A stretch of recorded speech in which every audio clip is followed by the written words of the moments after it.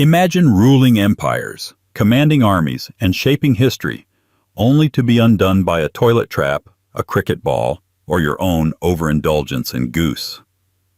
Tonight, we peel back the velvet curtains of British royalty to reveal their most ridiculous exits. These are not tales of glorious battles or noble sacrifices. These are the bizarre, the humiliating, and the downright absurd deaths that crowned history with irony. From cannon explosions to barrels of wine, here are the 25 dumbest royal deaths in British history. Would you like me to write it in a voiceover-ready style, with pacing cues? Before we dive in, make sure to hit that subscribe button so you never miss a midnight descent into history's strangest corners. And while you're here, tell me in the comments where you're watching from, and what time it is for you right now. Are you listening in the dead of night, or stealing a curious hour in the middle of the day? 1. King Edmund Ironside, 1016. The story of King Edmund Ironside begins with a man who really did earn his nickname. In life, he was considered a warrior, a stubborn thorn in the side of Danish invaders, the sort of king who could lead a bloody campaign one day and still swagger into the royal hall the next, battered but unbroken. Edmund wasn't a passive ruler. He was the kind of monarch who picked fights rather than dodging them. But the end of his tale? Not a battlefield soaked in glory, not a dramatic duel with some towering Viking overlord. Number. His downfall, according to the strangest of accounts, took place in the one place a king expects privacy, the royal privy. The year was 1016, and England was caught in the exhausting tug-of-war between native Anglo-Saxon kings and foreign claimants. Edmund had fought valiantly against the invading Danes led by Canute, who would soon be the Great. For months he played the part of the indestructible king, leading armies through battles so fierce that chroniclers said he was hacked and cut, but never fell. He became almost a folk hero in his own time, a man whose resilience seemed carved out of iron, the sort of leader who inspired belief, or at least fear. So imagine the irony. After withstanding countless blades, arrows, and axes, Edmund was allegedly assassinated in the most humiliating and absurd way imaginable, while using the toilet. One version of the story says that as he sat down, his enemies had prepared a rather creative booby trap, a spearhead or sharp instrument fixed beneath the seat. In this account, Edmund was not defeated in battle but betrayed by bathroom sabotage. The king who could endure steel in the field could not survive an ambush in the latrine. Of course, historians hedge their bets here. The Anglo-Saxon Chronicle, the closest thing to a contemporary source, is suspiciously silent on the bathroom murder. It simply states that Edmund died on November 30th, 1016. That ambiguity opened the door for later storytellers, rumor-mongers, and gleeful enemies to embroider his death into something at once ridiculous and convenient. After all, it was much more entertaining and politically useful to claim that the fierce warrior king had been dispatched by something as ignoble as a privy trap than to admit he died of illness or exhaustion. To smear an enemy, you don't just kill them, you humiliate their legacy. Still, the image stuck. Edmund Ironside, felled not by the sword, but by a crude medieval prank. And in a way, it makes dark sense. His enemies couldn't beat him outright. He had proven that again and again, so they waited for him in his most vulnerable moment. Power is often presented as armored, invincible. But there is no armor against indignity. Even the iron-sided king had to use the bathroom. Cynics might say the toilet story is propaganda, but propaganda has its own kind of truth. The tale is a reminder that kings were not untouchable demigods. They ate, they drank, they digested, and yes, they eventually had to excuse themselves. For a population used to famine, plague, and back-breaking labor, the thought that their mighty protector could be undone while answering nature's call must have carried a grim kind of comfort. If even the king could go out like that, what hope did anyone have of a noble ending? there's also something almost poetic about it. Edmund's reign was tragically short. He ruled only a few months after his father's death. And yet his epithet, Ironside, suggested endurance beyond measure. And what better way for fate to mock such a name than by ending him in a moment of utter helplessness? He was iron against arrows, but not against irony itself. Canute, of course, benefited most from Edmund's sudden death. With the obstacle conveniently removed, he became ruler of all England, ushering in the Danish dynasty. It's hard not to suspect foul play when the timing was that convenient. Edmund dies, Canute takes the crown, and suddenly England's trajectory shifts. Whether by spear in the privy or sudden illness, his death was a turning point. A moment where all of Edmund's stubborn resistance collapsed into silence, and the future was rewritten over a single night. And so, Edmund Ironside's story has lingered in the strange space between history and grotesque comedy. Was he assassinated with bathroom trickery? Or did he simply die of wounds, fatigue, or disease? No one can say for sure. But the legend has outlived the facts, and in history, that's usually the more important detail. His supposed toilet death has been retold for centuries not because it's credible, but because it's unforgettable. It raises a strange moral question, too. Would you rather be remembered for something tragic but noble, or for something absurd but memorable? Most kings are forgotten in a haze of dates and succession disputes. Edmund, on the other hand, endures. Not as the heroic fighter of Canute's invasions, but as the man who supposedly met his end in the most humiliating way imaginable. And yet, people remember his name. Maybe that's its own kind of victory, because if history is mostly written by winners, folklore belongs to the rest of us, and will always remember the king undone by his own privy, before moving on to his equally unfortunate successor. Speaking of which, the next royal's death was a little more open air, a little more public, and no less suspicious. King William II, better known as William Rufus, discovered that when you're in the woods with friends carrying bows, an accident can look a whole lot like an execution. 2. King William II Rufus, 1100. William II, known to history as William Rufus, Rufus because of his ruddy complexion and fiery hair, was not exactly beloved. He inherited the throne of England as the son of William the Conqueror, which gave him instant authority but not much charm. Chroniclers painted him as brash, arrogant, and more than a little unpopular with both nobles and common folk. He taxed heavily, quarreled with the church, and generally came off as the kind of ruler people put up with rather than admire. In life he ruled with the heavy fist of entitlement. In death he slipped out of the world with an almost slapstick absurdity, the famous hunting accident of 1100. Picture it. A king out on a summer's day in the New Forest, his nobles gathered around, everyone riding with bows and arrows at the ready. Hunting was a royal pastime, a demonstration of dominance over nature and over those privileged enough to join. It was meant to be orderly chaos, the kind where animals fall, not kings. Yet in William's case, the roles reversed. One arrow, loosed from the bow of a nobleman named Walter Tyrrell, struck the king in the chest. William fell. The forest grew still, and just like that, the crown passed on. At least that's the official story. An arrow in the wrong place at the wrong time. A simple miscalculation. The kind of mistake any hunter could make. Tyrrell, apparently distraught, fled the scene and galloped off to France. Very convenient. The other nobles didn't bother to chase him. They were far too busy racing back to Winchester to secure the royal treasury and arrange for the succession. What's striking is not just the arrow, but the indifference. William Rufus lay abandoned in the woods for hours. His body later carted back to town by a common charcoal burner. For a king, there was no dignity in death, only the hurried politicking of those eager to replace him. Now, was it really an accident? Historians then and now can't help but squint at the story. Walter Tyrrell was a skilled hunter, not some bumbling amateur.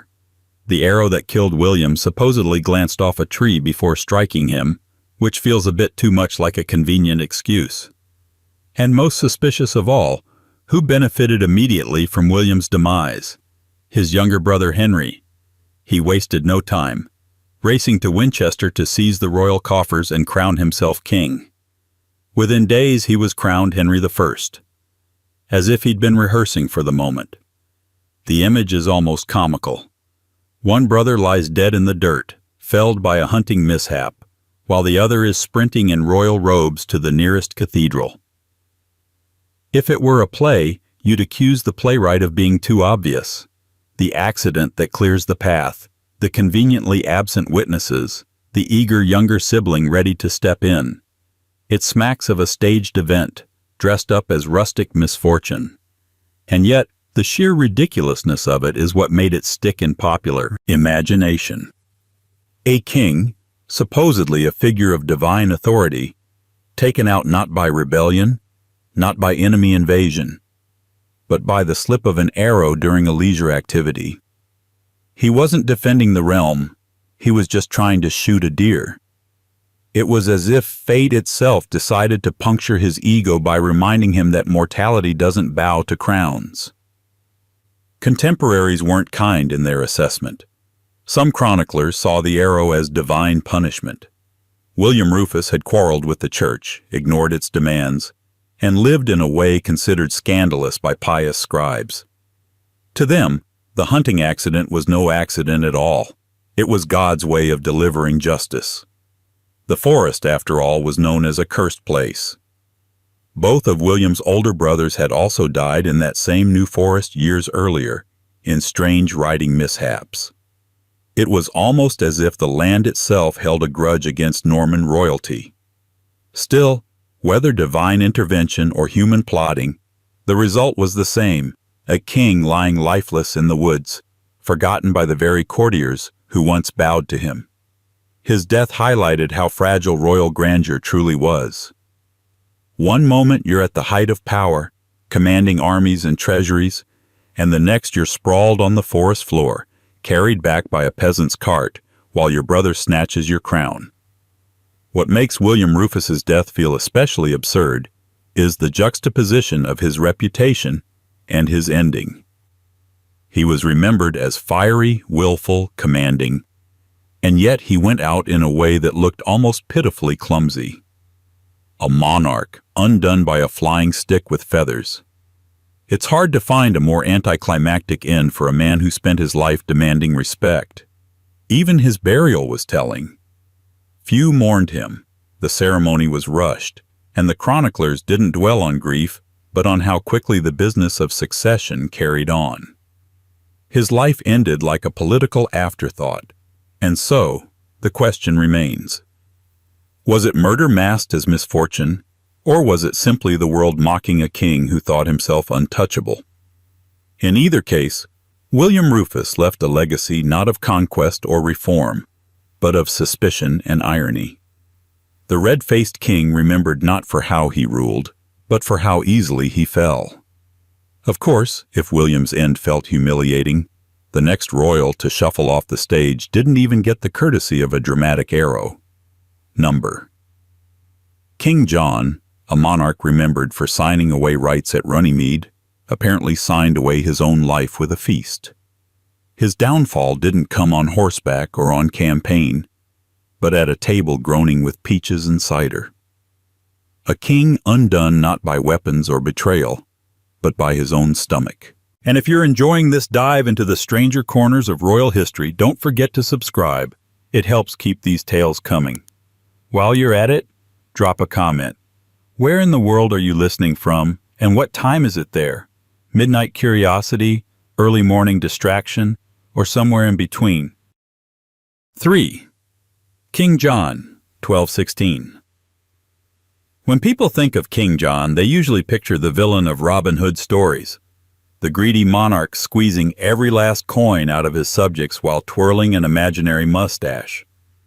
Historically, he was indeed deeply unpopular, constantly feuding with his barons, losing land in France, and eventually being forced to sign the Magna Carta, which essentially told him, no, you can't just do whatever you want. He was the kind of king who managed to alienate almost everyone around him, a man with power but little respect.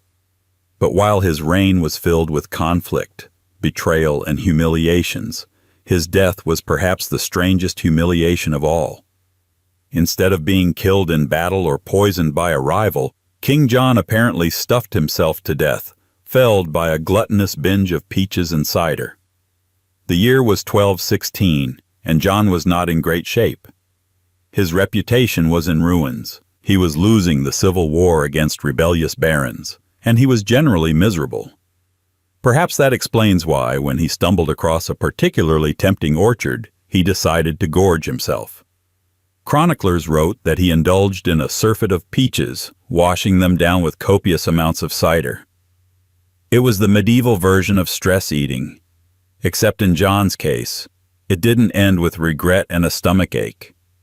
It ended with the king collapsing, writhing in discomfort, and never recovering. The monarch who had survived rebellions, wars, and endless political disasters was finally brought down by fruit. There's something almost comical about the idea. Here was a man who had been excommunicated by the Pope, who had tried and failed to outmaneuver both his enemies at home and abroad, and who had spent years desperately clinging to power. And yet, in the end, his undoing was a basket of peaches. Not a dagger in the dark, not an arrow in battle, but dessert. It was the ultimate anticlimax, a final indignity for a king already known for his failures. Of course, medieval chroniclers sometimes exaggerated, and not all historians agree on the details.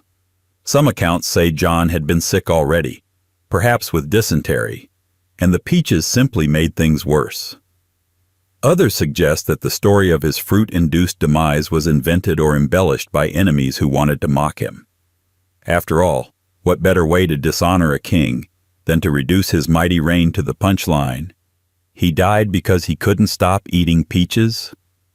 It made him look weak, foolish, and deserving of ridicule. And ridicule was, in many ways, the worst punishment for a medieval monarch, whose authority depended on the illusion of strength.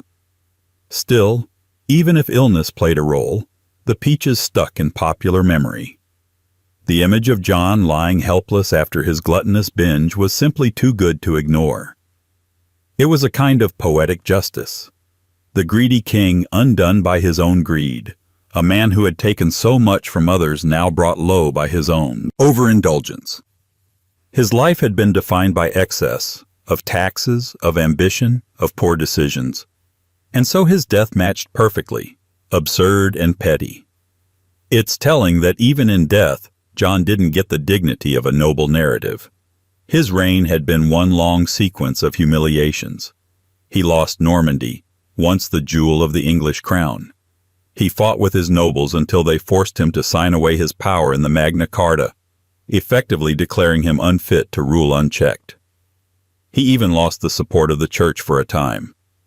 He was, in many ways, a king who never quite measured up, always stumbling from one disaster to another. So when his final stumble came in the form of a fruit binge, it felt less like an accident and more like destiny playing a cruel joke. The absurdity of John's death lingers because it forces us to reflect on the strange ways power can unravel. We imagine kings dying in dramatic fashion, martyrs to causes, heroes on battlefields, or victims of betrayal. But John reminds us that sometimes power ends not with a bang, but with indigestion. His fate was not noble, not tragic, but ridiculous. And perhaps that's why it endures, because it strips away the grandeur of monarchy and leaves us with something recognizably human. Who hasn't, after all, eaten too much at some point and regretted it? John's mistake was only that his indulgence came at the worst possible time, in the worst possible quantity, and with the worst possible consequences. It's almost cinematic to picture it.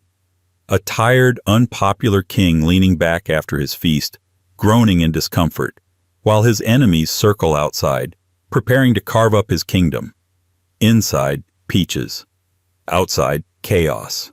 The contrast is perfect. His reign ended not in glory, but in indigestion, and his kingdom passed on, reshaped by his failure. And if you think a king dying from overeating sounds strange, consider the next royal in line. Alexander III of Scotland, unlike John, didn't die from indulgence at the table. He died from overconfidence in the saddle. His downfall came not with peaches and cider, but with a horse, a storm, and a spectacularly bad decision to ride out into the dark. If John's death was a lesson in gluttony, Alexander's was a lesson in hubris. 4. Alexander III of Scotland, 1286. If King John's downfall was a fruit-fueled fiasco, Alexander III of Scotland offers us another flavor of royal absurdity, a death brought about not by enemies, but by impatience, weather, and a horse that really should have said no. His story is almost Shakespearean in its setup. Scotland's future hanging in the balance, a king desperate to see his new young wife, and one fatal ride in the dark that would plunge a kingdom into chaos. Alexander had been king since childhood, and for the most part, his reign was remembered as steady and prosperous. He managed to fend off Norwegian claims to Scotland, secure his borders, and provide a rare period of peace in a time when kings usually measured success by how many people they managed to subjugate. By the 1280s, he was in his mid-40s, a widower, and recently remarried to Yolande of Dreux, a French noblewoman much younger than himself. You might say he was a man in the middle of a late-life romantic chapter, determined to prove that age hadn't slowed him down. Fate, however, had other plans. On the night of March 19th, 1286, Alexander was at Edinburgh Castle celebrating his new queen's birthday. The weather was foul, howling winds, freezing rain, and pitch-black skies. His courtiers advised him to wait until morning to travel to Fife, where Yolande was staying. But Alexander insisted. Perhaps it was the kingly ego, perhaps romantic bravado, or perhaps he simply didn't like being told what to do. Either way, he set out into the storm. His entourage followed nervously, struggling to keep pace through the miserable conditions. The journey was treacherous. Roads were barely more than muddy tracks. Visibility was poor, and horses stumbled in the darkness. At some point along the coast near Kinghorn, Alexander became separated from his party. No one saw exactly what happened, but by morning the king was found dead at the bottom of a steep embankment, his horse standing nearby. He had apparently ridden too close to the edge and tumbled down the rocks.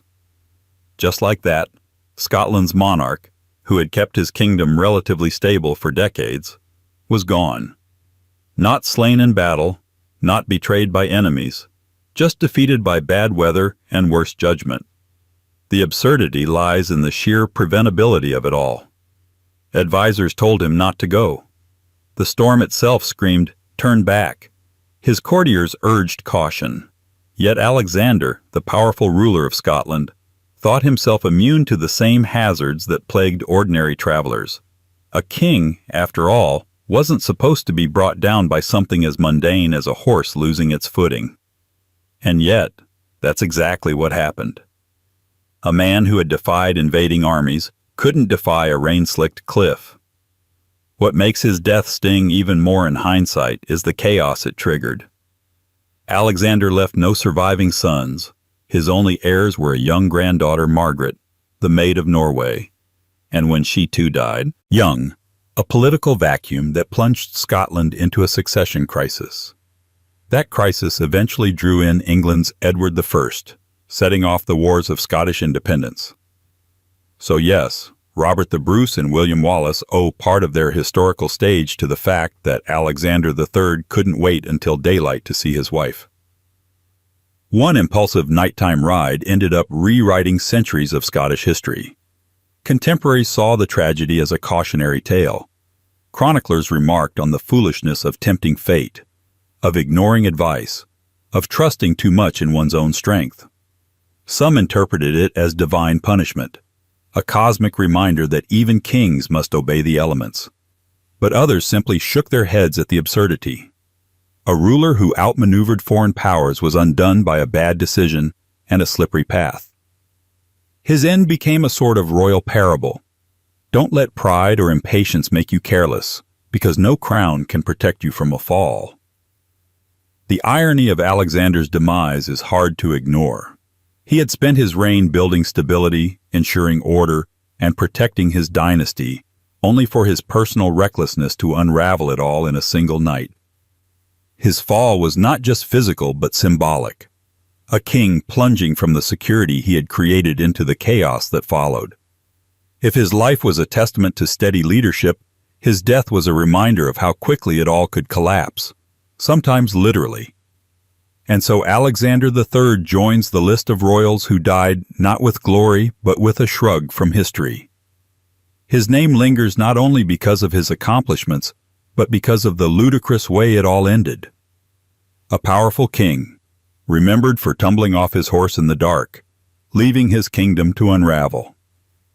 If Alexander's death was a lesson in pride meeting poor judgment, the next tale is a reminder of how cruelty and legend often conspire to produce the most grotesque stories. Edward II of England didn't fall from a horse or feast himself into oblivion. His end was whispered in corridors, remembered in lurid rumor, and retold in ways meant to scandalize forever. A death not confirmed but mythologized, because sometimes humiliation lingers longer than fact. 5. Edward II of England, 1327. Few monarchs in English history have been saddled with such a bizarre afterlife in rumor as Edward II. His reign was messy enough: rebellions, disastrous military defeats, a marriage that dissolved into hostility, and a reputation for preferring his favorites over his nobles. But the way his story ended turned him into more of a cautionary tale than a king. Ask most people what they remember about Edward II, and they won't cite his failures on the battlefield. Instead, they'll recall the scandalous legend about how he died, a story so lurid that it eclipsed every other part of his reign. Edward became king in 1307, following his formidable father, Edward I, who had earned the title Hammer of the Scots. By contrast, Edward II seemed softer, less disciplined, more prone to indulgence and poor judgment. His military record was disastrous. At Bannockburn in 1314, his army was crushed by Robert the Bruce's much smaller Scottish force, a humiliation that still echoes in the history books. Domestically, he alienated his nobles by elevating a series of close companions, most famously Piers Gaveston, and later the Despencer family, showering them with lands and titles. These decisions earned him fierce resentment, and whispers swirled that his personal life was as unconventional as his politics. Eventually, the resentment boiled over.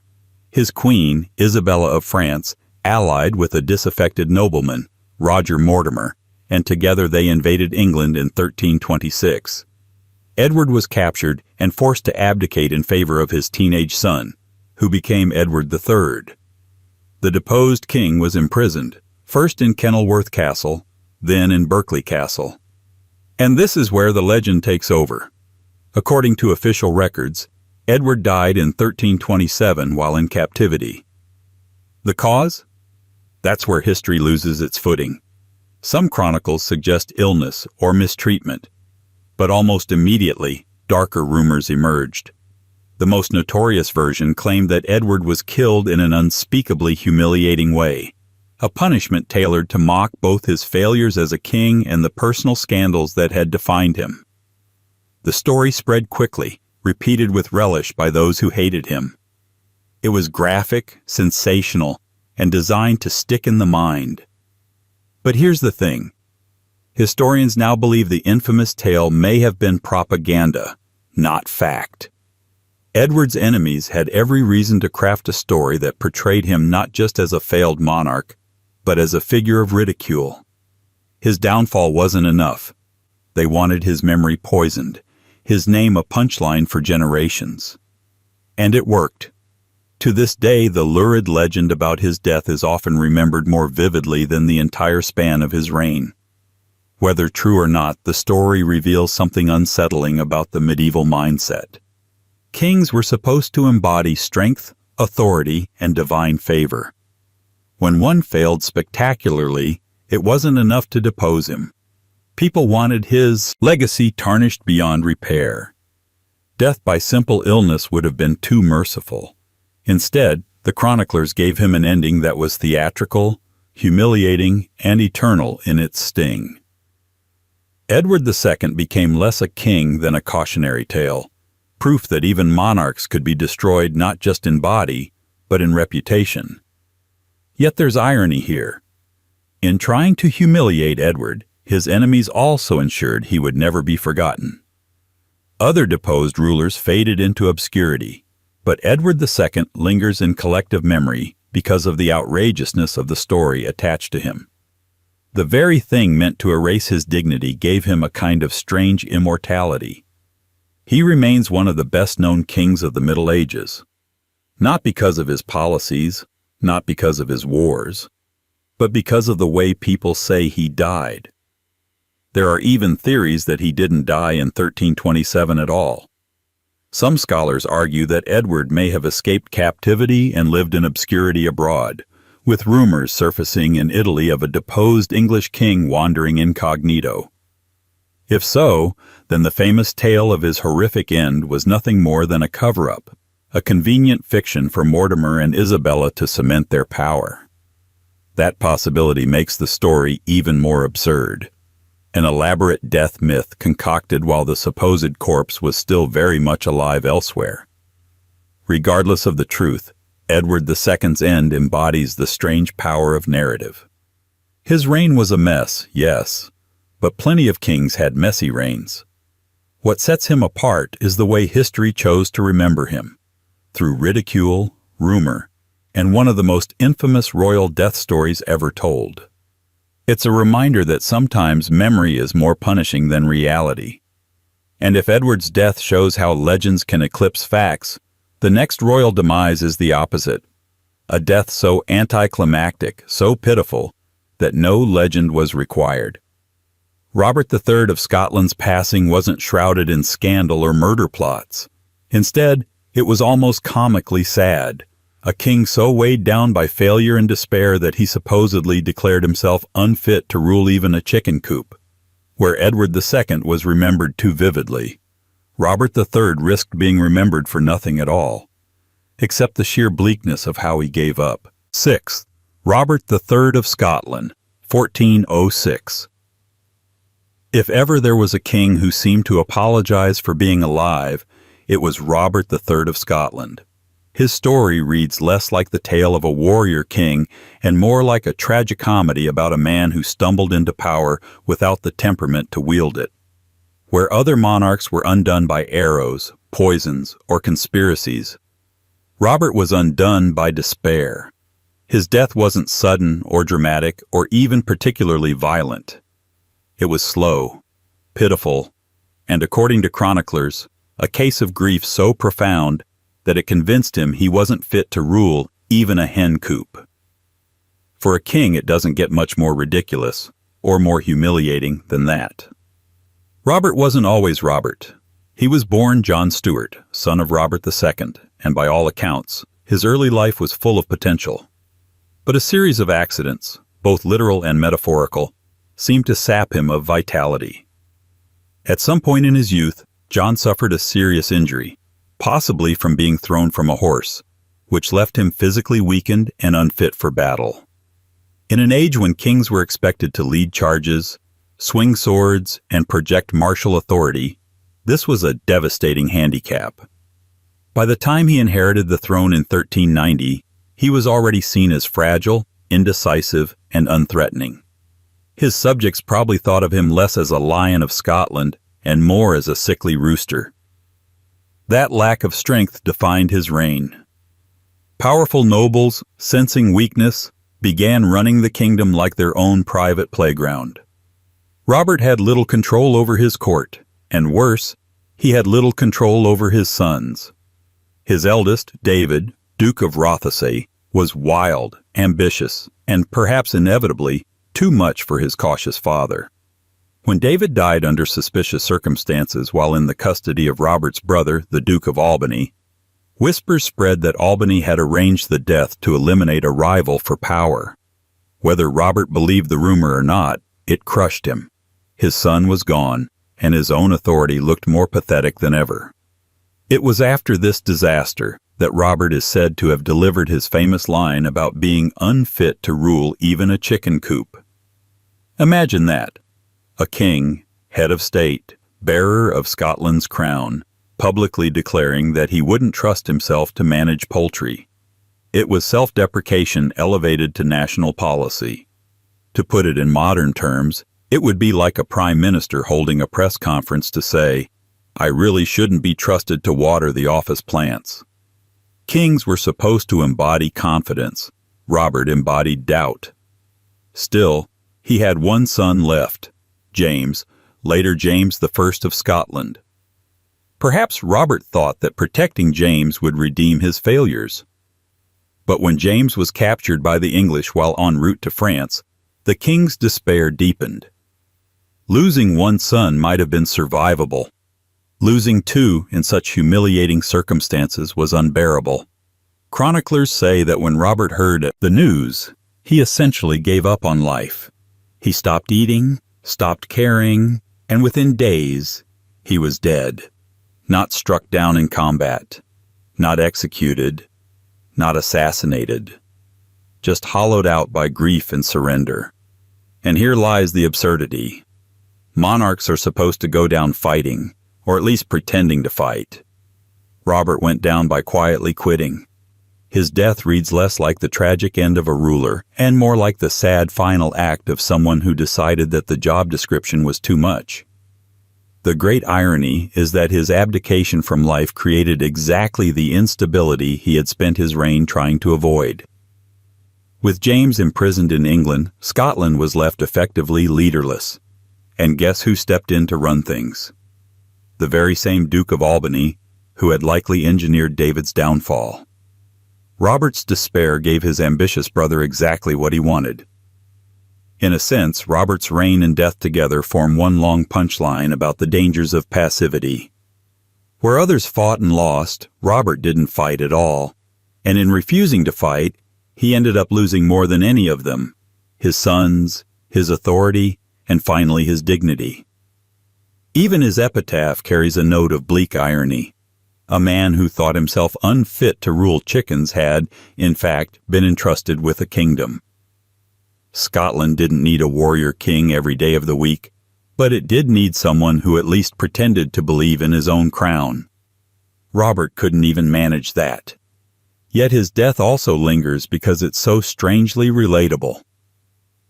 Unlike kings who fell in fiery battles or elaborate conspiracies, Robert died in a way that speaks to something painfully human: despair. He simply couldn't go on.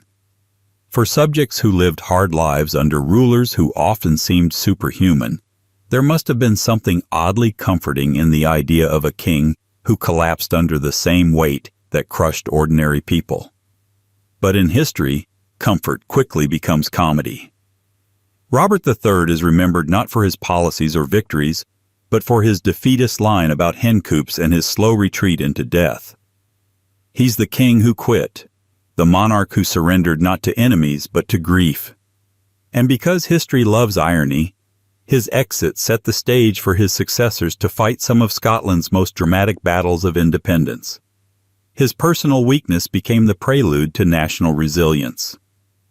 Still, one can't help but marvel at the timing. Robert died of despair, leaving Scotland to stumble through crisis. And not long after, another Scottish king would die in a way that made despair look dignified by comparison.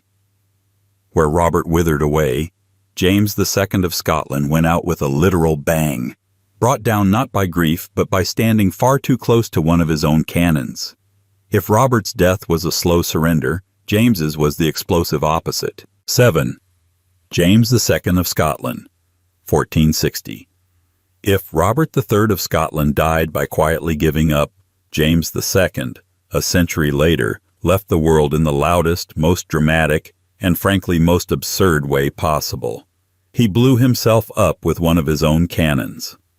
It's the kind of story that would sound like satire if it weren't meticulously recorded by chroniclers. The tale reads like a slapstick sketch with a royal twist, a king undone by his enthusiasm for new technology, standing too close to the very invention meant to secure his glory. James II came to the throne as a child in 1437, after the assassination of his father, James I. From the start, his reign was marked by chaos, nobles vying for power, and the usual medieval cocktail of intrigue and violence. But James himself had a fiery streak. He was determined to assert his authority, and perhaps more notably, had a fascination with modern warfare. Cannons were the cutting-edge technology of the 15th century, loud, terrifying symbols of power that promised to change the face of battle forever. And James adored them. He was known for his obsession with artillery, so much so that people began to call him Fiery Face, a nickname partly for a birthmark on his cheek, but just as fitting for his love of explosives. By 1460, James was a grown man, firmly on the throne, and hungry for conquest. His target was Roxburgh Castle, still held by the English despite Scotland's attempts to claim it. The siege began with great pomp. Soldiers lined up, banners waved, and the king himself rode out to oversee the operation. For James, this was more than a military campaign. It was a demonstration of Scottish strength and of his own authority. And nothing symbolized that authority better than the great bombards, the massive cannons wheeled into position to batter the castle walls. Here's where hubris entered the scene. Cannons in the 15th century were not reliable machines. They were temperamental, prone to misfires, and as likely to explode backward as they were to shoot forward. Experienced commanders treated them with caution, but James was not content to stand back and let the gunners do their work. He wanted to be close to the action, to see the mighty weapons roar with his own eyes. He placed himself dangerously near one of the largest guns, so close, in fact, that when it inevitably misfired, the cannon burst apart. Shards of iron and wood tore through the air, and the King of Scotland was killed instantly. It's the absurdity of the scene that makes it memorable. Imagine the drama, the booming cannon, the smoke, the startled silence as the dust cleared, and the realization that the king himself had been blown apart by his favorite toy. A monarch, brought down not by enemy arrows or swords, but by his own enthusiasm for firepower. His troops carried on the siege and eventually captured Roxburgh, but their victory was overshadowed by the bizarre and embarrassing loss of their king. Chroniclers struggled to make sense of the event. Some framed it as divine punishment for James's pride. Others simply described it in astonished detail, as if unable to believe their own pens. Later historians couldn't resist a touch of irony. Here was a ruler who loved cannons so much that he died because of one. It was as if fate had written the punchline in advance. James's death also left behind bitter consequences. His son, James III, was only 9 years old when his father was killed. Once again, Scotland was plunged into a minority reign, vulnerable to power-hungry nobles who were more than happy to exploit the situation. All because a king couldn't resist standing too close to a dangerous machine. The lesson is obvious, though perhaps too late for James. Power and technology don't mix well with arrogance. Standing next to a cannon to show your courage might impress your men for a moment, but it's a gamble with your life. And kings, despite their crowns, were not exempt from the laws of physics. James II believed he could master fire and iron, but in the end, fire and iron mastered him. What makes this death so ridiculous is its theatricality. Unlike Robert III's quiet collapse, James's demise was spectacular, noisy, and witnessed by an entire army. It was almost cinematic, the kind of ending you'd expect from a dark comedy rather than real history. And yet, because history delights in irony, it was true. Still, if dying by cannon blast was a strange way to go, the next royal took absurdity to new heights, literally. George Plantagenet, Duke of Clarence, didn't fall to weapons or machines. Instead, he was executed in a manner so eccentric that it reads like gallows humor, drowned in a barrel of wine. Where James II died for standing too close to firepower, Clarence's death was soaked in luxury and absurdity, reminding us that even executions could be tailored to fit a noble's tastes, or his enemy's sense of irony. 8. George Plantagenet, Duke of Clarence, 1478. The Plantagenets had a knack for turning family drama into national chaos. Few of them embodied this talent more spectacularly than George Plantagenet, Duke of Clarence, the younger brother of Edward IV and Richard III, two kings locked in the bloody saga we call the Wars of the Roses. George's life was a catalogue of ambition, betrayal, and bad decisions. And his death? Well, it was as absurd as it was memorable. Instead of the traditional axe or sword, George was said to have met his end in a barrel of wine. A royal execution turned into a punchline, leaving historians and storytellers to debate whether it was irony, indulgence, or simply a family trying to kill one of their own with a flourish. George's career as a royal troublemaker began early. He was ambitious, restless, and never quite satisfied with the role of younger brother. When Edward IV became king, George initially supported him, basking in the perks of proximity to power. But soon his loyalty wavered.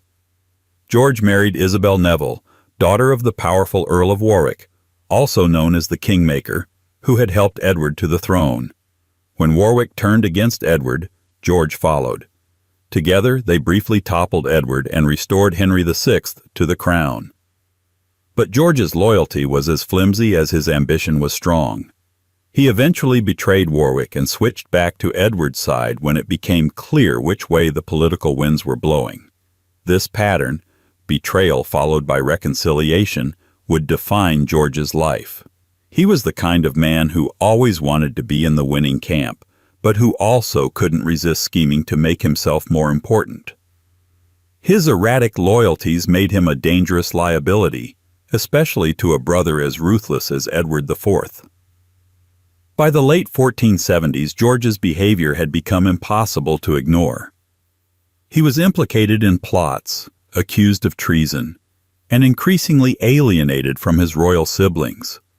At one point, he even spread rumors questioning the legitimacy of Edward's children, a move guaranteed to provoke his brother's fury. Edward, who had tolerated George's antics for years, finally had enough. In 1478, George was arrested, tried, and convicted of treason. The sentence, death. Now comes the strange part. For most traitors, execution meant public spectacle, beheading on Tower Hill or hanging at Tyburn. But George, being of royal blood, was granted the courtesy of a private execution within the Tower of London. According to tradition, he chose his own method of death, drowning in a butt of Malmsey wine, his favorite drink. A giant cask, filled with sweet fortified liquor, became his watery grave. If true, it's one of the most bizarre deaths in royal history, less an execution than a macabre toast. Of course, historians debate whether the wine story is fact or legend. Some argue it was literal, others think it was metaphorical, and still others suggest it was invented later as a cruel joke. Perhaps George was simply executed in the usual way, and the wine tale was grafted onto the story to mock his known fondness for drink. But once again, the truth hardly matters. The image of a duke drowned in a barrel of booze is so irresistible that it eclipsed whatever really happened. The symbolism was almost too perfect. George, who had lived a life of excess, intrigue, and betrayal, ended it submerged in indulgence. He was undone not by sword or arrow, but by the very thing that epitomized his weaknesses: pleasure, vanity, and overindulgence. His death became a moral fable as much as a historical footnote.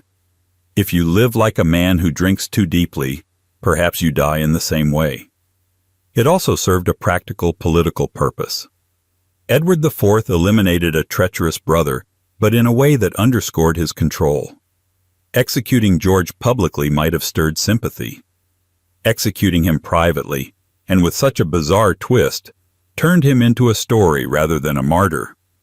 Edward neutralized a rival while also ensuring his name would be remembered with ridicule rather than reverence. What makes George's end so fascinating is how it straddles the line between tragedy and farce. On one hand, it was the brutal termination of a man caught in the dangerous game of royal politics.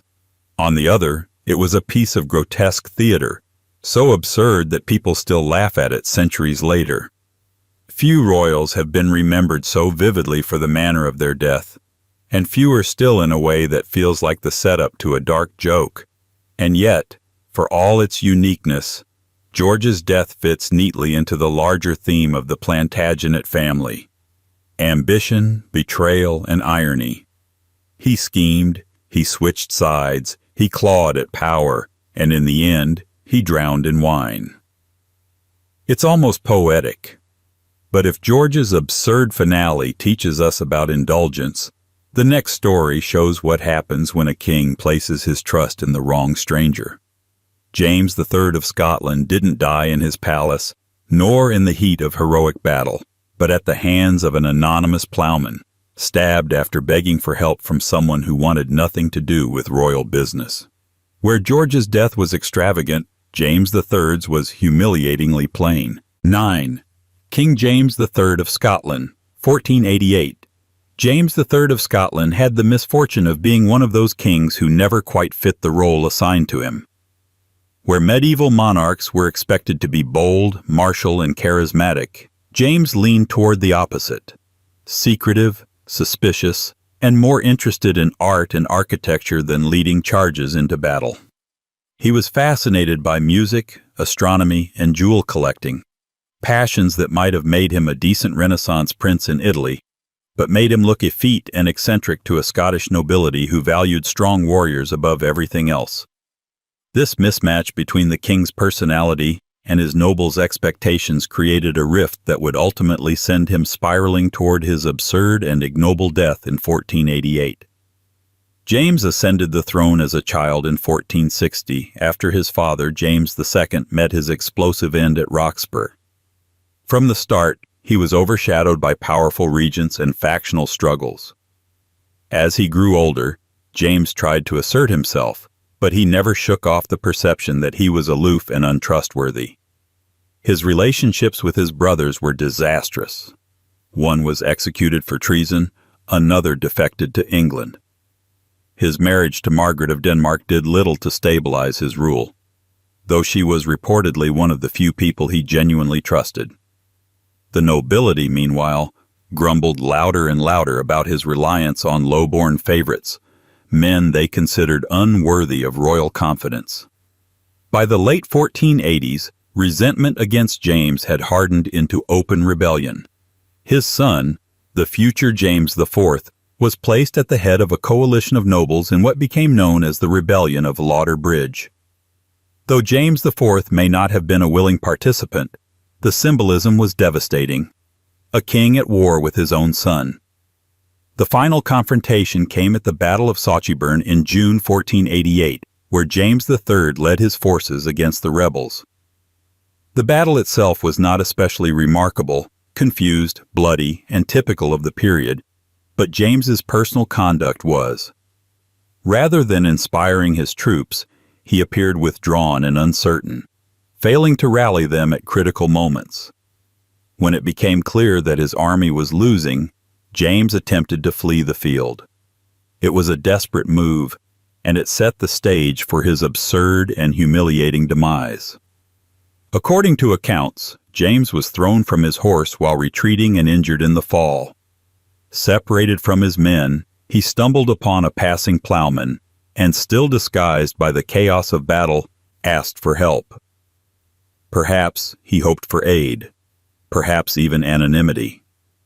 Instead, The plowman, either not recognizing the king or recognizing him all too well, delivered a fatal blow. Some versions say the peasant attacked him out of fear, others that he deliberately killed the king to curry favor with the victors. Either way, James III, monarch of Scotland, died not in the grand melee of battle but at the hands of a commoner with no stake in his royal drama. There's a grim irony here. A king obsessed with jewels, symbols of wealth and prestige, was ended not by knights or nobles, but by the kind of man who worked the soil. It was a reversal of the social order that defined the Middle Ages. The ruler who looked down on his people was brought low by one of them. And unlike so many royal deaths shrouded in ceremony or legend, this one was painfully ordinary. No elaborate execution, no rumors of divine punishment, just a king meeting his end in a ditch, betrayed by his own weakness and abandoned by his men. His death was also the perfect metaphor for his reign. James III had always been out of touch with the martial expectations of his kingdom, more comfortable with scholars than soldiers. And when the final test came, he sought help not from nobles or allies, but from a random passerby. His instincts, once again, betrayed him. If George Plantagenet's death was absurd because it was indulgent, James III's was absurd because it was so pitifully small. The consequences, however, were anything but small. His son James IV, though burdened with guilt for his role in the rebellion, would go on to become one of Scotland's most celebrated monarchs, ushering in a period of cultural and political strength. In a way, the ploughman's fatal strike cleared the stage for a far more competent performer. James III was remembered less as a ruler than as a cautionary tale, a king who alienated his nobles, mistrusted his allies, and died not as a monarch but as a fugitive. What lingers about James III's death is its sheer ordinariness. Most royal deaths are wrapped in the trappings of spectacle or myth. His was stripped of all dignity, a reminder that power evaporates quickly once authority is lost. The sight of a king cut down in retreat, begging for help from a stranger, underscores how fragile the performance of monarchy really was.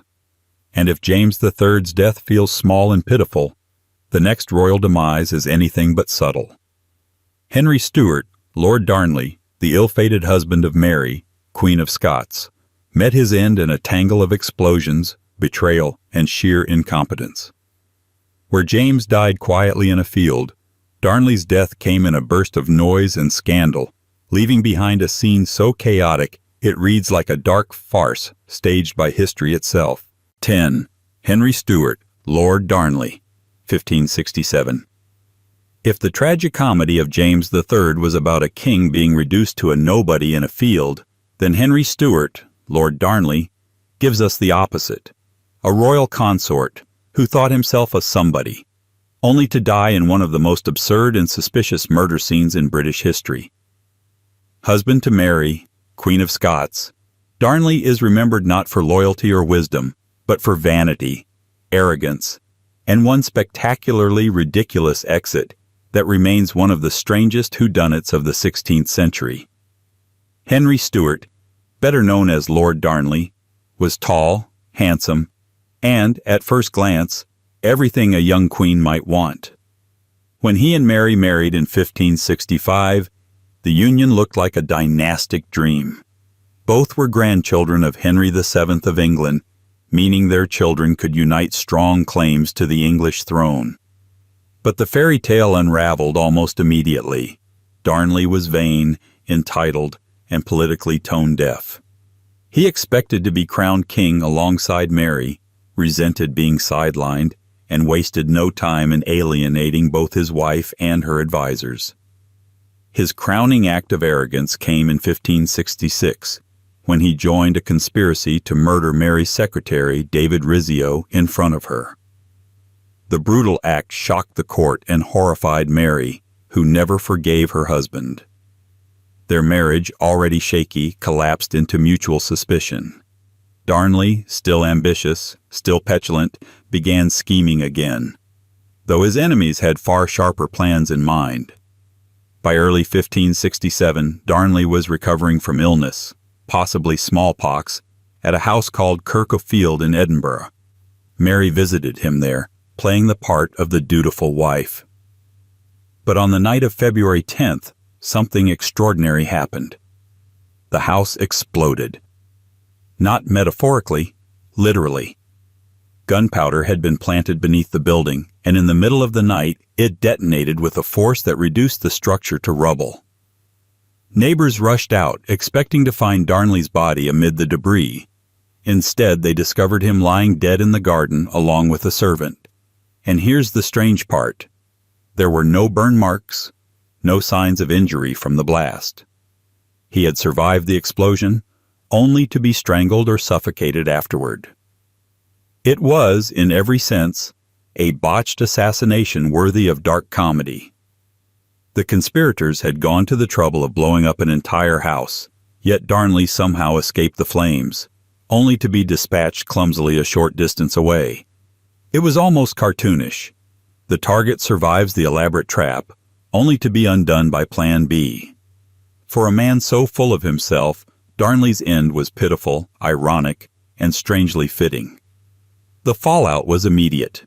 Suspicion swirled around Mary, Queen of Scots, who had little love left for her husband, and who married the chief suspect, the Earl of Bothwell, just months later.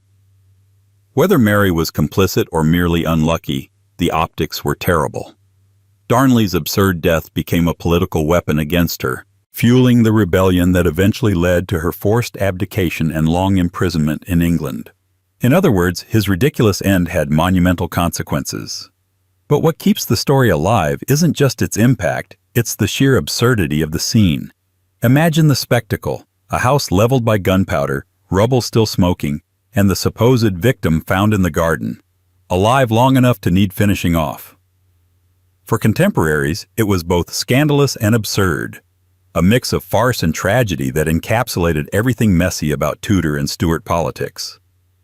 Darnley, who had strutted about court demanding recognition, ended up remembered not as a prince, but as the man who survived an explosion only to be strangled in the dirt. And the conspirators? They couldn't even hide their tracks. The plot was clumsy, obvious, and left more questions than answers. Who set the charges? Who chased Darnley into the garden? Who finally killed him? Historians still debate the details, but the farce was so obvious that truth may never matter. What mattered was that a royal consort died in a way that invited ridicule as much as outrage. The moral, if there is one, is that vanity and arrogance rarely protect against humiliation. Darnley spent his short life demanding a crown he didn't deserve, and his death made him the butt of history's joke. Few royal deaths combine such theatricality with such incompetence. It's a story less like Shakespearean tragedy and more like tragic slapstick, a reminder that power and dignity don't always walk hand in hand. Yet even amid the rubble of Kirk o' Field, history wasn't done with absurd royal deaths. Darnley's demise was noisy, scandalous, and suspicious.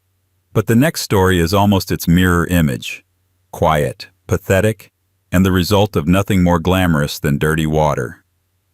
Henry Frederick, Prince of Wales, heir to James I, had everything going for him: charisma, promise, the love of his people, until he went swimming in the Thames.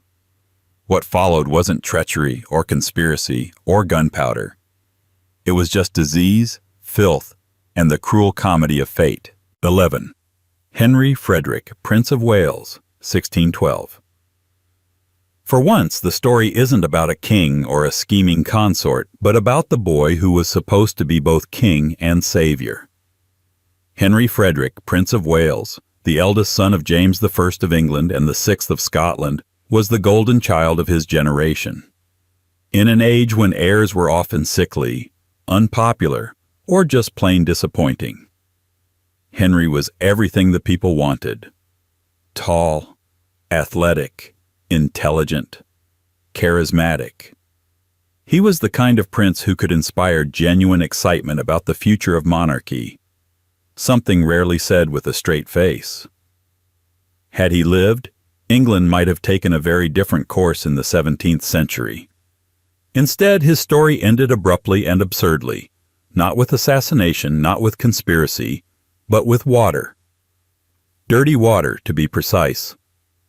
Henry grew up in a court dominated by his father, James I, who was not exactly adored by his subjects. James was scholarly, verbose, and more interested in theology than in leading soldiers. He also carried with him the suspicion of being too close to certain favorites, something that made his courtiers whisper and his reputation wobble. Henry, by contrast, represented everything his father was not. He loved sports, hunting, and military exercises. He was bold, confident, and handsome, the sort of prince who could make the nobility dream of glorious wars and the people imagine a vigorous new era. He had a reputation for piety without being sanctimonious and for bravery without arrogance. To many he looked like the perfect king in waiting. And then, one day in 1612, he went swimming in the Thames. Now, this was not the clean, regulated river of modern London, and even modern Londoners would raise an eyebrow before swimming there. The Thames of the 17th century was a churning soup of waste, runoff, and disease. To immerse yourself in it was less an act of refreshment and more a gamble with your life. Unfortunately, Henry either didn't know or didn't care. He swam, he swallowed, and within days he was sick. Very sick. The precise diagnosis remains a matter of debate. Some said typhoid fever, others dysentery, others some waterborne infection too vague to pin down. What we do know is that the Golden Prince deteriorated quickly, his strength ebbing away in a matter of weeks. London was gripped with despair. This was the boy they had invested all their hopes in, the prince who was supposed to eclipse his father and bring England into a new golden age. Instead, he was fading in his bed, undone not by treachery or war, but by microbes. The irony is brutal. Here was a young man who embodied vitality, felled by something invisible. He had all the physical vigor a prince could want, and yet the water he swam in mocked that strength. His life became a parable about how even the most promising futures can be sabotaged by the smallest, most ridiculous hazards. To die because of bad river water feels less like a noble tragedy and more like a cosmic joke, one that left his family scrambling for answers and his country reeling with disappointment. Henry's funeral was immense, a national outpouring of grief not seen for generations. Thousands lined the streets, mourning a prince who had never ruled but had captured their imaginations. The heartbreak was compounded by the knowledge of who came next, his younger brother Charles, a quieter, more brooding figure who would eventually become Charles I, the king executed in the English Civil War. The irony wasn't lost on contemporaries. They wept for the lost prince not just because of what he was, but because of what his brother would later become. It was as though fate had stolen the golden heir and left behind the flawed spare, ensuring England's 17th century would be one long crisis. What lingers about Henry's death is not only its absurd cause, but the way it reshaped history. All the wars, the regicide, the Republican experiment under Oliver Cromwell, these events might never have happened had Henry lived. Instead, history pivoted on something as ridiculous as a swim in the Thames. His death reminds us that great turning points don't always come from assassinations or grand battles. Sometimes they come from one bad decision on a hot day, one mouthful of water too many. And so, Henry Frederick, the brightest of princes, became a cautionary tale about fragility and chance. His death was both pitiful and monumental. Pitiful in its cause, monumental in its consequences. He never ruled, yet his absence shaped the fate of kingdoms. If Henry's death was absurd because it was so trivial, the next royal demise takes us back into the world of medical theater. King Charles II, Henry's uncle by dynastic accident, lived a long life, but found his end hastened not by disease alone, but by the bizarre and brutal treatments of his physicians.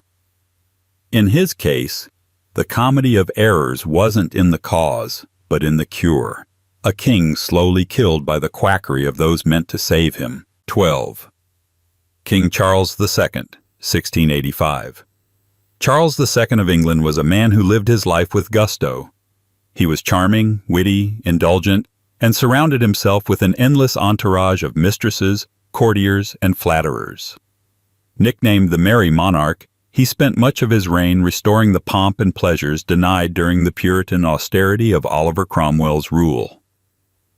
For a man who enjoyed theater, wine, witty conversation, and elaborate parties, death was always going to be a strange contrast. And indeed, when it came for him in 1685, it wasn't dramatic battle, betrayal, or assassination that carried him off. It was the very people tasked with saving his life. Charles's end is remembered as one of the most absurd medical misadventures in royal history, where the doctors arguably finished the job his illness began. It all started innocuously enough. In February 1685, Charles suffered what modern historians believe was a stroke or a kidney ailment while shaving in Whitehall Palace. He collapsed, was helped to bed, and immediately the royal physicians were summoned. Unfortunately for Charles, 17th century medicine was more performance art than science, and doctors were armed with treatments that ranged from the ineffective to the downright lethal. The first step was bleeding, and not just once. Over the course of several days, Charles was bled multiple times, losing copious amounts of blood in the belief that balancing the humors would restore his health. When that didn't work, they moved on to the next remedies: emetics to induce vomiting, purgatives to induce diarrhea, and enemas to clear blockages. Each treatment left him weaker, yet his doctors continued with the confidence of men, certain that something would eventually work if they just kept trying. Then came the more exotic cures. They applied poultices of pigeons to his feet, a folk remedy meant to draw out illness. They made him drink concoctions laced with powdered human skull, thought to contain some mysterious vitality. They dosed him with herbs, resins, and chemicals, including antimony and mercury, substances that today we'd hesitate to touch without gloves, let alone swallow. In their desperation, the physicians essentially turned the king into a laboratory experiment, throwing every known cure at him regardless of the damage it inflicted. Charles, by all accounts, bore it all with remarkable patience. Even as his body weakened under the strain, he remained gracious, cracking jokes when he could, and apologizing to attendants for the trouble he was causing. His charm never quite deserted him, though it must have been clear to everyone in the room that his chances of recovery were shrinking by the hour. The king who had once restored joy to England was being systematically drained of strength by men too proud or too ignorant to admit their methods were failing. By February 6th, after days of this so-called treatment, Charles slipped into a coma and died. The official verdict was apoplexy, but it is difficult to avoid the conclusion that his doctors hurried him to the grave. Modern physicians reviewing the case often shake their heads in disbelief. The stroke may have been survivable, but the repeated bleedings, purges, and bizarre remedies stripped him of any chance to recover. He was, in the end, not so much killed by disease as by the cure. The absurdity of Charles's death lies in its grotesque theatricality. A man known for his love of performance, surrounded by courtiers who admired his wit and elegance, was given a final act that looked like grim slapstick. Instead of dignified medicine, he was smothered with pigeon poultices. Instead of gentle care, he was drained, dosed, and poisoned. It was as though his life had been turned into one last cruel comedy, with the doctors unwittingly playing the role of executioners. And yet, Charles himself managed to deliver a line worthy of his reputation. On his deathbed, he reportedly told those gathered, I am sorry, gentlemen, for being such a time a-dying. It was the perfect exit for the merry monarch, self-deprecating, witty, and tinged with irony. Even in the face of medical malpractice on an epic scale, he found the humor.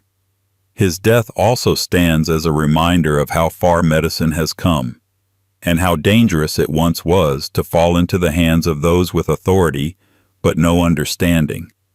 Charles II didn't die in battle or by treachery. He died because his physicians threw the medieval equivalent of a kitchen sink at him. And while history remembers his reign fondly, his death remains a cautionary tale of quackery, hubris, and the perils of too much faith in men with leeches and scalpels. If Charles's death was absurd because of medicine gone mad, the next royal on our list was undone by something far less exotic and far more mundane: chronic illness and ridicule. Prince George of Denmark, husband to Queen Anne, wasn't remembered for scandal or bravery, but for being mocked as a walking bladder of wind. His end was not spectacular but faintly ridiculous, a royal slowly deflating in the eyes of history. 13. Prince George of Denmark, 1708. Prince George of Denmark is one of those royals who might have vanished into the footnotes of history were it not for the absurd way people remembered him. He wasn't a tyrant, nor a hero, nor even much of a statesman. Instead, his legacy rests on being mocked in life and pitied in death. Married to Queen Anne of England, George should have been a powerful figure, a foreign prince elevated to the role of royal consort. Instead, he became a sort of courtly punchline, remembered by contemporaries less for his deeds than for his chronic wheezing, gout, and the unflattering nickname that followed him everywhere: a walking bladder of wind. George's story began with promise. Born in 1653, he was the younger son of the Danish royal family and seemed destined for a comfortable life in Europe's endless web of dynastic marriages. In 1683, he married Anne, the daughter of James, Duke of York, the future James II of England. It was a political match, meant to strengthen ties between England and Denmark. Yet, surprisingly, the marriage blossomed into genuine affection. Unlike many arranged unions, George and Anne shared a close bond. Anne, who endured numerous pregnancies and personal losses, leaned heavily on her husband's steady companionship. George, by all accounts, was devoted and gentle, if not especially exciting. But devotion did not translate into influence. George was never a commanding political presence. During the reign of William and Mary, and later under Anne herself, George was kept largely in the background. William of Orange famously dismissed him with the cutting remark, "I have tried him drunk and I have tried him sober, and there is nothing in him." It was a brutal assessment and one that stuck. George became known as a man of no particular talent, tolerated rather than admired. What made matters worse was his health. George suffered from chronic asthma, gout, and dropsy, conditions that plagued him throughout his adult life. He was often described as lumbering and sluggish, struggling to walk, wheezing for breath, and retreating to his sickbed. Courtiers and political commentators mocked him mercilessly, reducing him to the caricature of a bloated, gassy figure who shuffled along the palace corridors like a malfunctioning bellows. The cruel nickname, "a walking bladder of wind," captured both his physical ailments and the contempt in which many held him. His death in 1708 was therefore less a shock than a slow inevitability. For years, George's health had been in visible decline. Each winter worsened his asthma. Each passing month seemed to add to his infirmities. When he finally succumbed at Kensington Palace at the age of 55, there was little sense of drama. He simply faded away after years of chronic illness, surrounded by his physicians and by Anne, who was reportedly heartbroken at his loss. For her, his death was devastating. For the wider public, it was the punchline, 2 years of ridicule. And this is where the absurdity lies. George's end wasn't spectacular, but the way it was remembered made it absurd. his passing was overshadowed by the cruel caricature of him as a bloated, wheezing buffoon. History rarely treats sickly royals with kindness, but George's fate was particularly merciless. Instead of being remembered as the loyal consort who stood by Anne during some of her darkest moments, he became a figure mocked for his physical decline. His death was seen less as a tragedy than as a kind of predictable deflation. Yet there's something ironic in how his story played out. Anne, who adored him, never remarried after his death.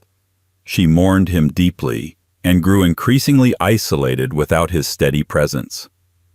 Politically, his absence left her vulnerable, and her reign faltered as her health also declined. In a way, the man dismissed as nothing turned out to be everything to the queen who loved him. The court could mock his wheezing all it wanted, but Anne knew the truth. Without George, her world collapsed. So while George of Denmark may not have died in a blaze of scandal or accident, his end still belongs in the catalogue of absurd royal deaths, not because of how he died, but because of how his memory was warped. He became a joke rather than a man, his humanity swallowed up by ridicule. In that sense, his death is as ridiculous as any explosion or poisoned feast, a reminder that history can kill reputations as effectively as any illness. And if George's demise was a slow collapse into ridicule, the next prince went out in a way that was far more sudden and oddly patriotic. Frederick, Prince of Wales, managed to die from an injury inflicted not by a sword or a cannon, but by England's national pastime. One unlucky strike from a cricket ball left the heir to the throne gasping, and history laughing at the bizarre fragility of royal bodies. 14. Frederick, Prince of Wales, 1751.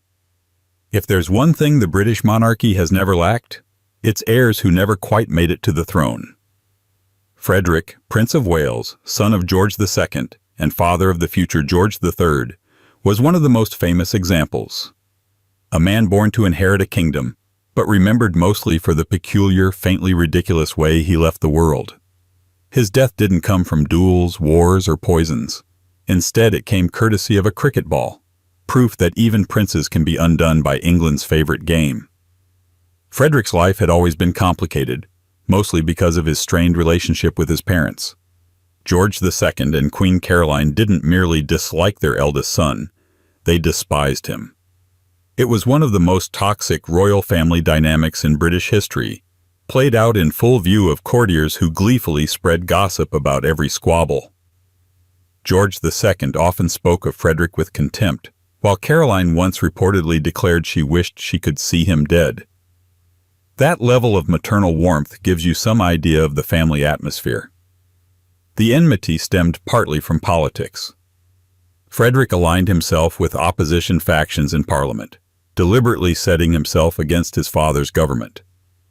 He cultivated his own court, surrounded himself with critics of the king, and styled himself as a more accessible, sympathetic figure than his parents. For the public, this made him popular. For George II, it was treachery.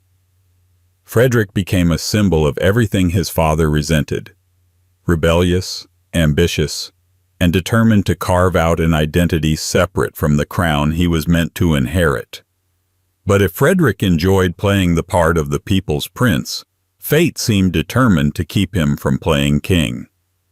In March 1751, after years of ill health and political frustration, Frederick suddenly collapsed. The cause, according to contemporary accounts, was an abscess in his lung. And what caused the abscess? Here the absurdity enters. It was said to have begun after he was struck in the chest by a cricket ball during a game. Cricket, by the mid-18th century, was already evolving into the national sport, beloved by nobles and commoners alike. For a prince to participate was both fashionable and expected, a way to demonstrate vigor and camaraderie. Yet for Frederick the pastime proved fatal. The impact of the ball, so the story goes, injured him badly enough to trigger complications, which led to the abscess that killed him at the age of 44. Whether or not the cricket ball was truly the direct cause remains debated, but the tale stuck. The heir to the British throne felled not by enemy steel, but by leather and willow. The comedy of the situation was not lost on contemporaries.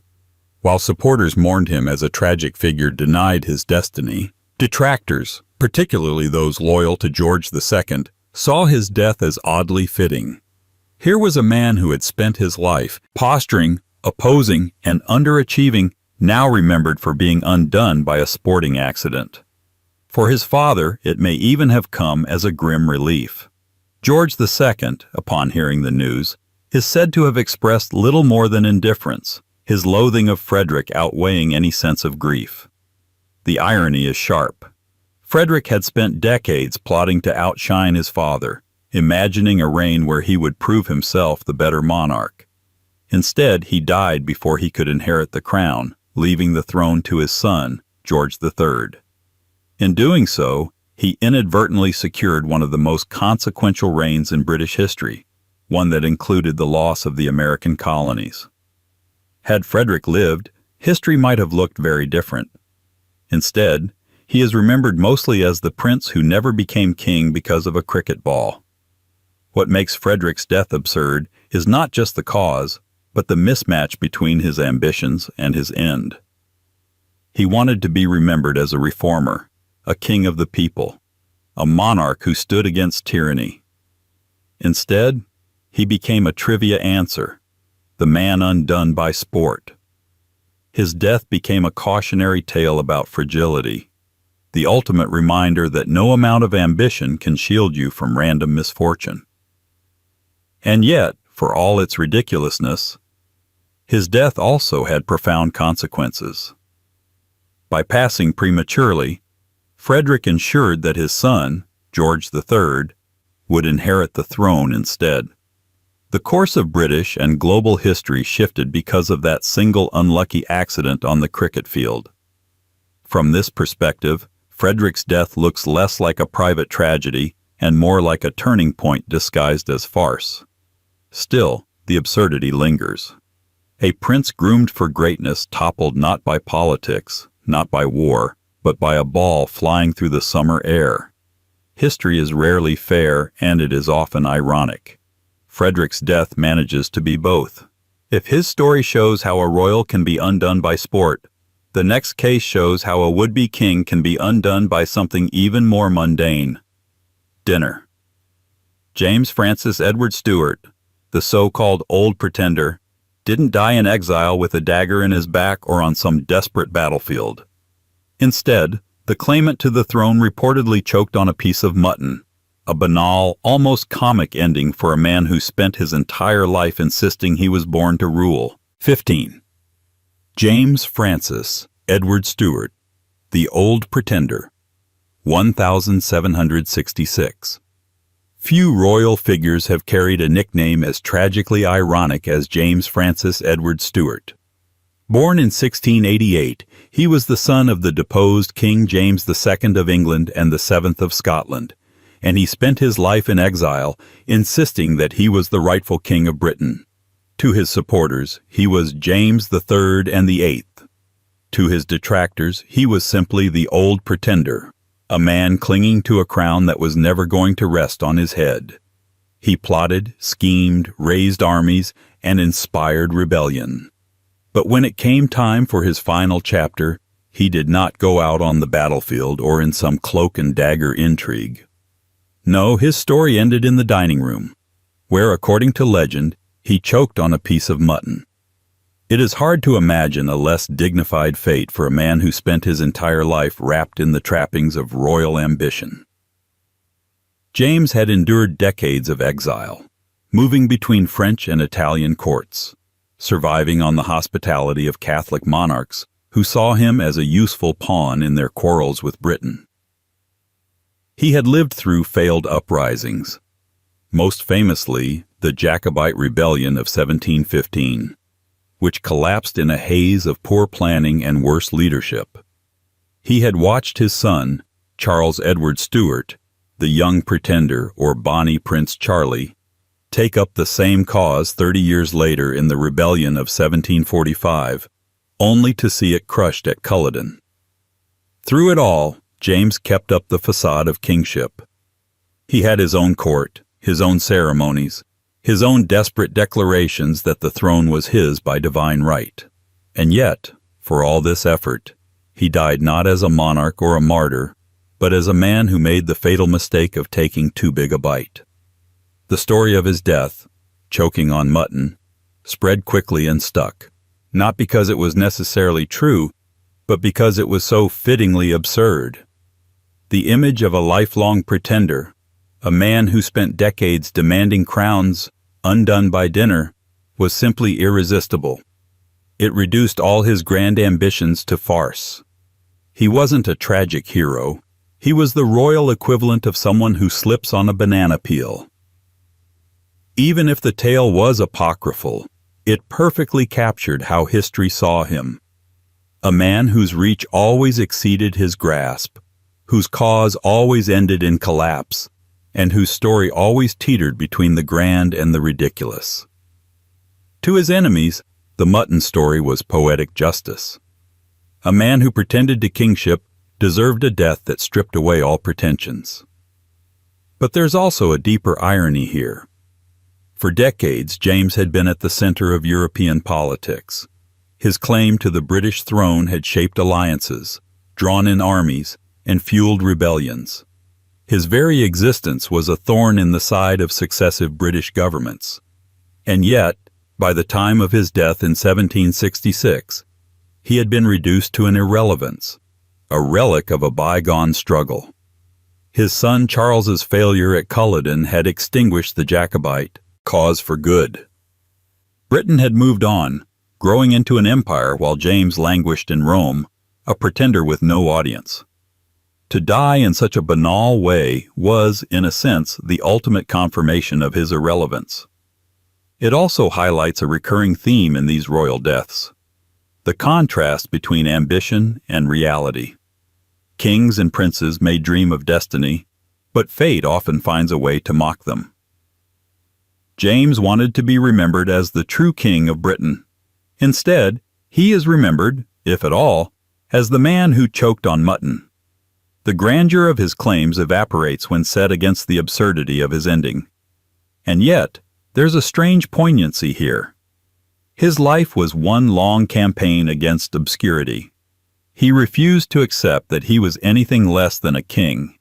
In death, he got his wish, sort of. People do still remember him, but not for the reasons he wanted. They remember him because of the irony, the mismatch between his lofty pretensions and his ridiculous end. So, James Francis Edward Stuart joins the gallery of royals whose deaths expose the fragile line between grandeur and absurdity. A man who demanded to be treated as sovereign died in the most ordinary and embarrassing way possible. History, it seems, has a cruel sense of humor. And if the old pretender was undone by something as humble as meat, the next tragic figure was undone by something meant to save him. Prince Octavius, the 8-year-old son of George III, was given a smallpox inoculation in an age when medicine was as experimental as it was dangerous. His death was not the result of indulgence or ambition, but of science stumbling into tragedy, a reminder that royal blood was no protection against the hazards of progress. 16. Prince Octavius, 1783. Royal deaths are often remembered for their drama, battles, betrayals, scandals. But the story of Prince Octavius is memorable for its quiet tragedy and bitter irony. He was not a king, not even a man grown, but a child. The 8th son of King George III and Queen Charlotte. In life, he was adored within his family circle, remembered for his sweetness and innocence. In death, he became an emblem of the risks of early medical science, a life cut short not by fate or politics, but by an experiment gone wrong. His end was not the product of conspiracy or indulgence, but of a well-intentioned attempt to protect him from disease, a smallpox inoculation that went horribly wrong. Octavius was born in 1779. a time when the British monarchy was still trying to present itself as a model of domestic virtue. George III, despite his notorious later struggles with mental health, was famously devoted to his large family. He and Queen Charlotte had 15 children, and Octavius, one of the youngest, was a particular favorite. The king was often seen playing with him in the gardens, and he reportedly declared, "When I am dead, I shall be happy to be laid in the same grave as Octavius." That kind of tenderness is rare in the cold annals of royal history, where children were usually political pawns. Octavius, for once, seemed to embody the innocence of childhood even in the midst of monarchy. But the world he was born into was one where childhood itself was precarious. Smallpox still stalked Europe, killing hundreds of thousands each year and leaving many survivors scarred or blinded. Inoculation, a primitive form of vaccination, had been introduced into England earlier in the century and was considered revolutionary, but it was far from safe. The method involved deliberately infecting a person with a mild dose of the disease, usually by inserting material from smallpox pustules into the skin. For many, it worked, granting immunity, but for some, it triggered full-blown smallpox, and in children especially, it could be deadly. In April 1783, Octavius was given such an inoculation. At first, all seemed well, but soon after, he fell gravely ill. Instead of building resistance, his little body succumbed to the disease. Within weeks, the 4-year-old prince was dead. For his family, the blow was devastating. For George III, it was a wound that never healed. He is said to have cried out, "I am undone." Upon hearing the news, and years later, when his mind faltered into confusion, he was known to speak of Octavius as if he were still alive, insisting that he was simply away on a little journey. The absurdity of Octavius's death lies not in its comedy, but in its bitter irony.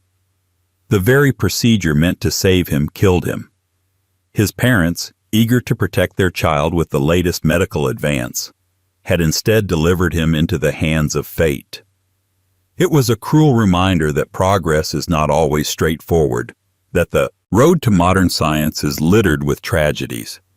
And for a royal family that prided itself on domestic virtue, the death of a beloved child was a catastrophe they could neither prevent nor conceal.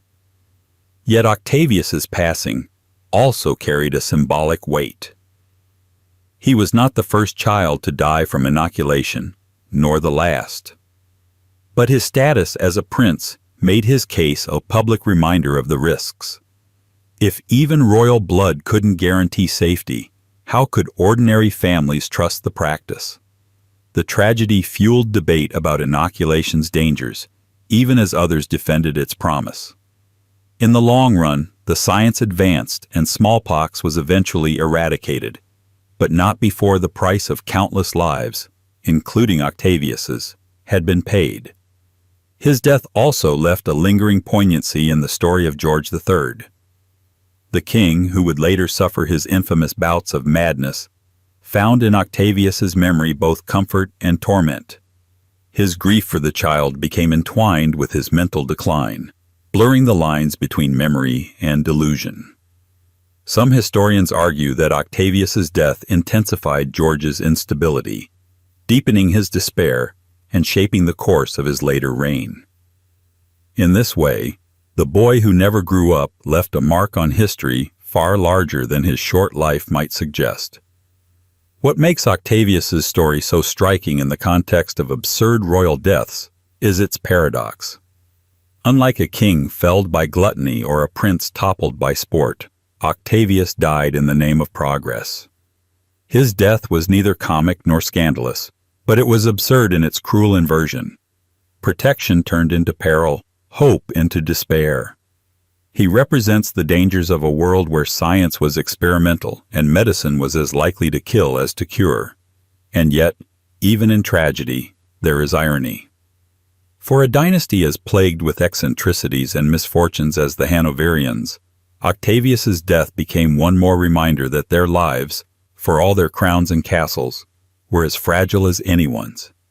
The absurdity is not in laughter, but in disbelief, that the future of nations could hinge on something so small, so preventable, and yet so irreversible. If Octavius was undone by science, the next royal death returns us to the theme of indulgence. George IV, his uncle, would eventually gorge himself into oblivion, collapsing after years of gluttony, obesity, and excess. Where Octavius died because medicine overreached, George IV died because his appetites never knew restraint. 17. George IV, 1830.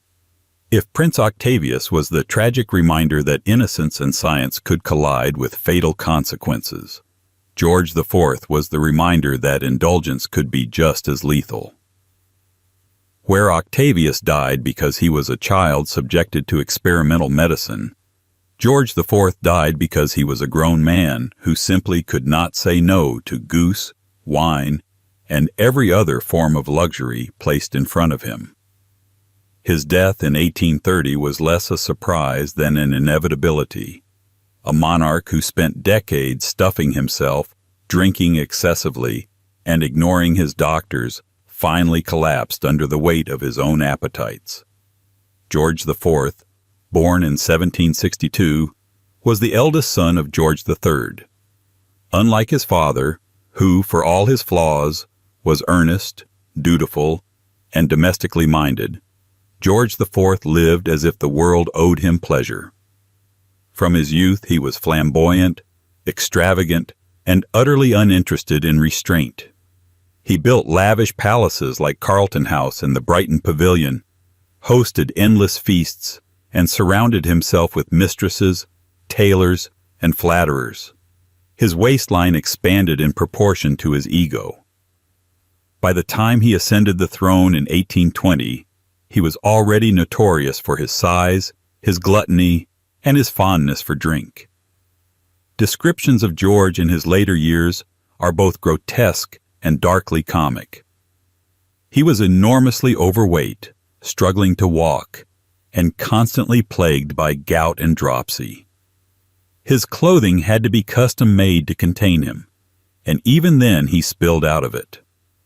Servants reported that he would eat entire banquets by himself, downing vast quantities of meat, sweets, and alcohol. Goose was one of his particular favorites, and he devoured it in quantities that alarmed even those accustomed to royal indulgence.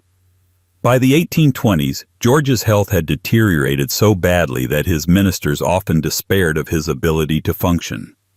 His body was bloated, his breathing labored, and his moods unpredictable. Yet he refused to change his habits. The idea of moderation was as foreign to him as the idea of humility. He lived for excess, and if it killed him, well, he seemed prepared to accept that bargain. And indeed, it did. In June 1830, after years of overindulgence, George collapsed. Accounts from his doctors paint a grim picture. His body was swollen, his arteries clogged, his insides described as the size of a horse. He was, quite literally, a man who had eaten himself to death. He died at Windsor Castle on June 26th, aged 67. The absurdity of George IV's death lies in its predictability. Unlike the sudden, shocking ends of other royals, his demise was written in every feast, every goblet of wine, every midnight indulgence. He lived as though his body were indestructible, and in the end, it simply gave out. It was less a tragedy than a farce of self-destruction. His reign, which could have been remembered for political achievements, was instead overshadowed by his reputation as a bloated, gluttonous caricature. Yet even in his absurdity, George IV left behind a legacy that mattered. His extravagant tastes shaped the Regency era, a period of dazzling architecture, fashion, and art.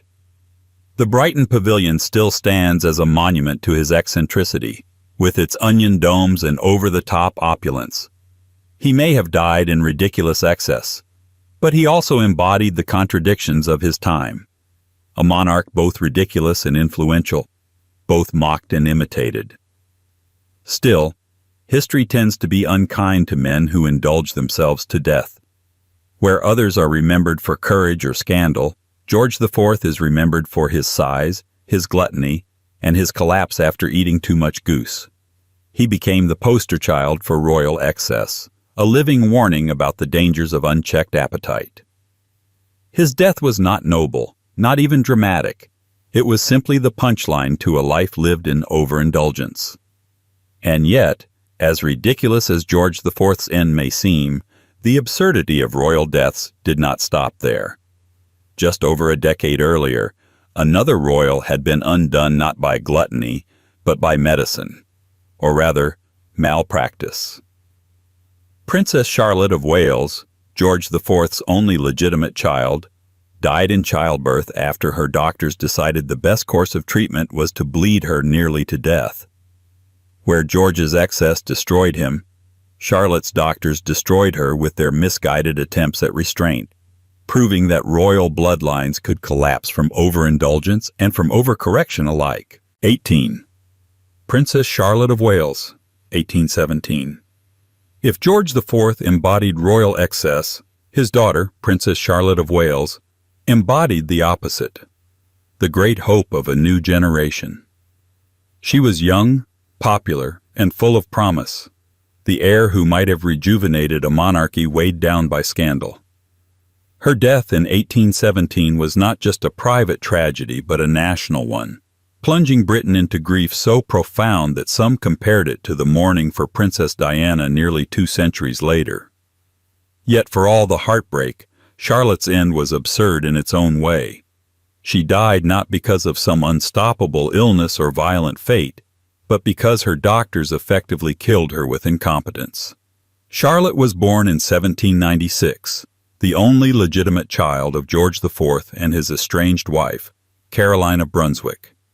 Her parents' marriage was a disaster from the start, marked by public quarrels and private bitterness. Yet Charlotte emerged as a kind of national favorite. She was lively, independent, and most importantly, the only direct heir of her generation. If she lived, the monarchy's future looked secure. If she died, a succession crisis loomed. That pressure alone gave her life extraordinary symbolic weight. By 1816, Charlotte was married to Prince Leopold of Saxe-Coburg, the future King Leopold I of Belgium.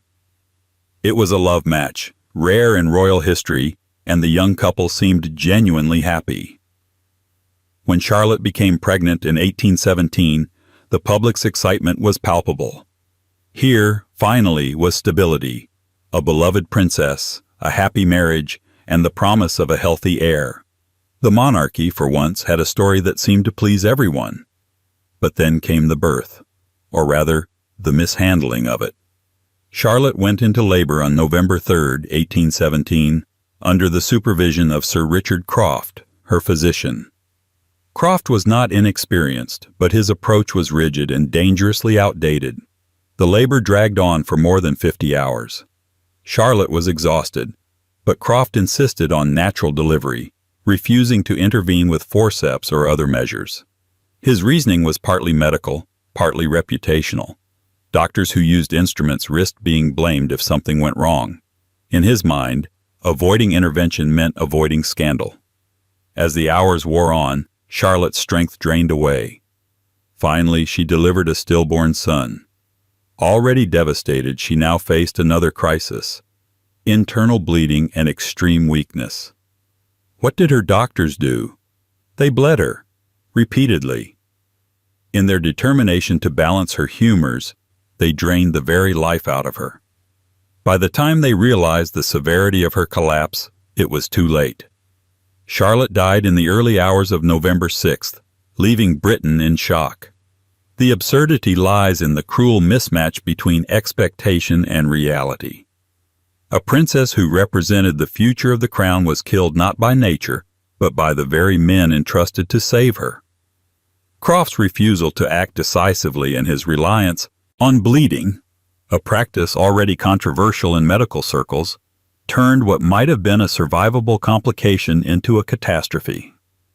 To make matters even more tragic, Croft himself later took his own life, unable to live with the guilt of his role in the disaster. The public reaction was overwhelming. Britain plunged into mourning unlike anything it had seen before.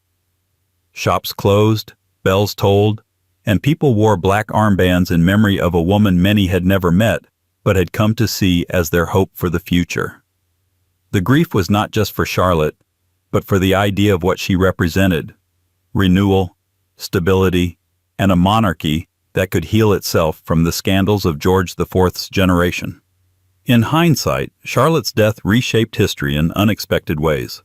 With her gone, the succession crisis returned. George IV had no other legitimate children, and his brothers were forced into a frantic scramble to marry and produce heirs.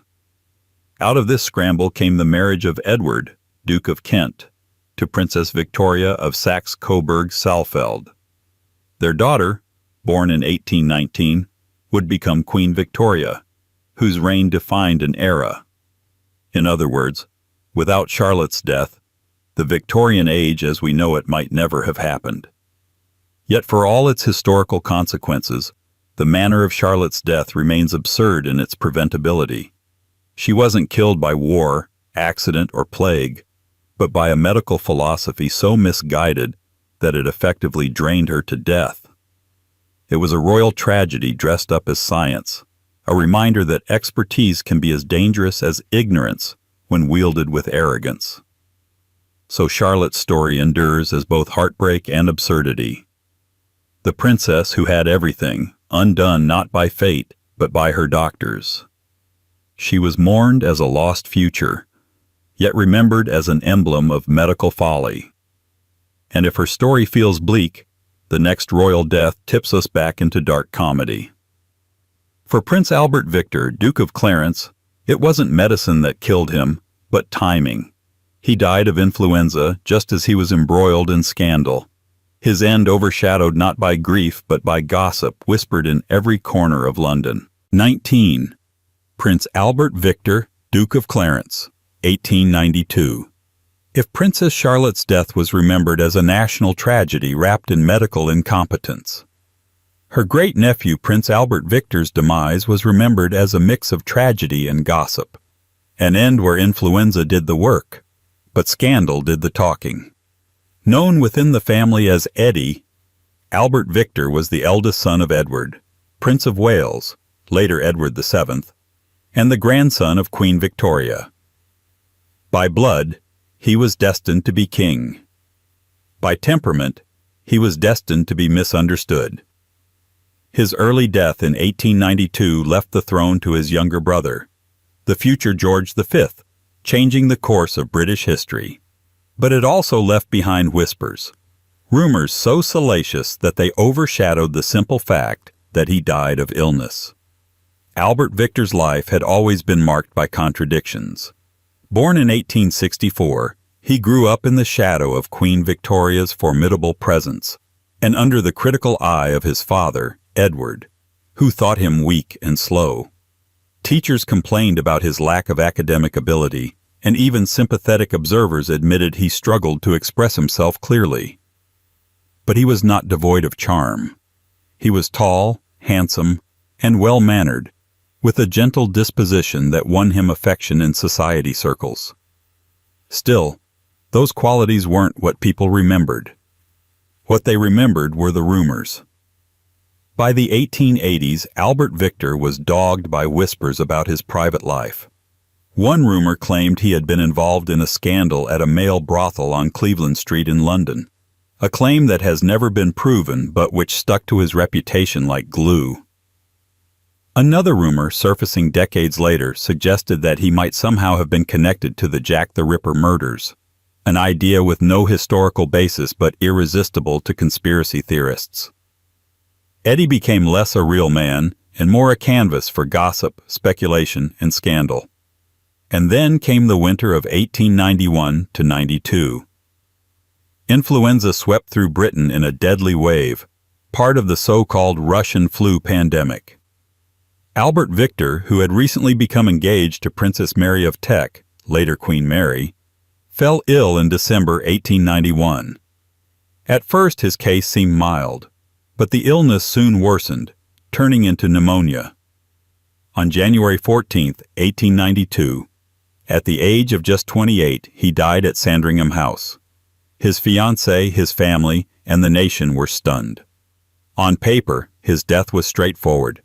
A victim of influenza, one among many thousands in Britain that winter. But in practice, his death became something else entirely.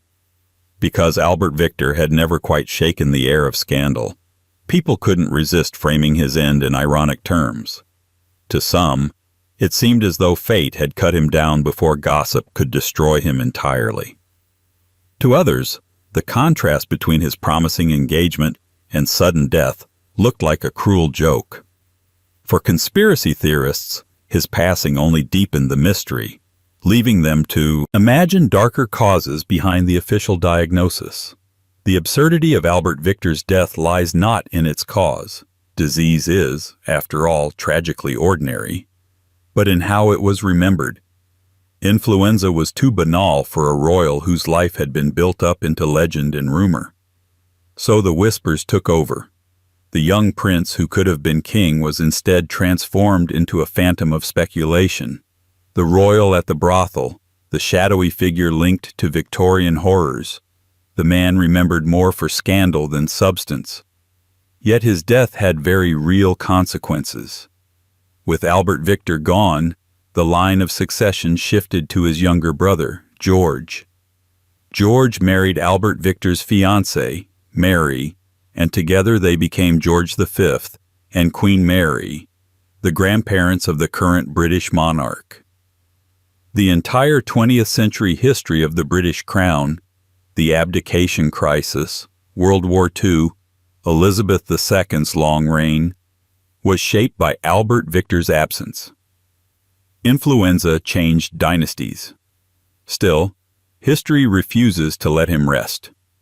He is remembered as a riddle, a man whose real personality remains elusive, drowned out by gossip and rumor. Was he gentle and misunderstood, or reckless and scandalous? Was he the victim of circumstance, or the architect of his own reputation? The only certainty is that his death was as anticlimactic as his life was controversial. A prince surrounded by rumor was carried off not by intrigue, but by a virus. And yet there's something fitting about it. A man whose life was defined by ambiguity left the world in a way that was both ordinary and extraordinary. Ordinary because thousands died of the same illness. Extraordinary because his death reshaped a monarchy. If history is often about irony, then Albert Victor's fate was irony perfected. A life drowned in gossip, ended by influenza, and remembered as a mystery. If Albert Victor's story was one of gossip overshadowing fact, the next royal death is remembered for its stubborn simplicity. Edward VII, his father, was a man of appetite and indulgence who outlived his son but carried his own habits to the grave. He died not with scandal, but with cigar smoke still in the air, refusing quite literally to put out his cigar even as death came for him. 20. Edward VII, 1910. If his son Prince Albert Victor was remembered for scandal, rumor, and influenza, Edward VII, Bertie to his family, was remembered for indulgence, confidence, and in the end, one of the most stubbornly absurd exits of any British monarch. He was the king who spent most of his life waiting in the wings, shadowed by his long-lived mother, Queen Victoria. By the time he finally inherited the throne in 1901, he was already nearly 60 years old, round-bellied, cigar in hand, and thoroughly practiced in the art of living large. He ruled for only 9 years, but those years were full of charm, diplomacy, and indulgence. His death in 1910, however, became a punchline of sorts. A king who refused to let go of his cigar, even as his body collapsed around him. Edward was born in 1841, the eldest son of Queen Victoria and Prince Albert. From the start, he was a disappointment to his famously strict parents. Victoria and Albert wanted a serious, studious heir who would embody morality and discipline. What they got was Bertie, sociable, pleasure-loving, and more interested in horses, hunting, and society balls than in textbooks. His parents scolded him endlessly, trying to mold him into their vision of virtue. It didn't work. Instead, Bertie leaned harder into the role of the charming rogue. For decades, as his mother reigned with an iron will, Edward drifted through life as the perpetual heir. He had little real responsibility, so he filled his time with the things he loved most: fine food, fashionable clothes, glamorous mistresses, and endless cigars. His reputation as a bon vivant became legendary. He was the kind of prince who could charm everyone at a dinner party while scandalizing his parents at the same time. For years, he was mocked as unserious, a man unfit to wear the crown. But when Victoria finally died in 1901, and Bertie became Edward VII, something remarkable happened. The very qualities that had made him look frivolous now made him effective. He was a natural diplomat, smoothing tensions with his easy manner and charm. He modernized the monarchy's image, making it less austere and more approachable. His love of fashion even earned the period its name, the Edwardian era. In many ways, his short reign revitalized the monarchy, proving that charm could sometimes accomplish more than sternness. Yet Edward never abandoned his old habits. He continued to indulge in rich foods, heavy drinking, and most famously, smoking. He adored cigars, and rarely was he seen without one. By the end of his life, this indulgence, combined with years of overindulgence in other areas, left him overweight and suffering from heart disease. Doctors warned him repeatedly to slow down, but Edward, true to form, ignored them. In early May 1910, Edward fell seriously ill. He was weak, struggling to breathe, and suffering from a series of heart attacks. Ministers and doctors gathered around his bedside, urging him to rest. But Edward had no interest in abandoning his habits. Even as his condition worsened, he insisted on smoking his beloved cigars. On May 6th, while dining and puffing away, he collapsed once more. This time, there was no recovery. At the age of 68, Edward VII was dead. The absurdity of his death lies in the sheer stubbornness of it.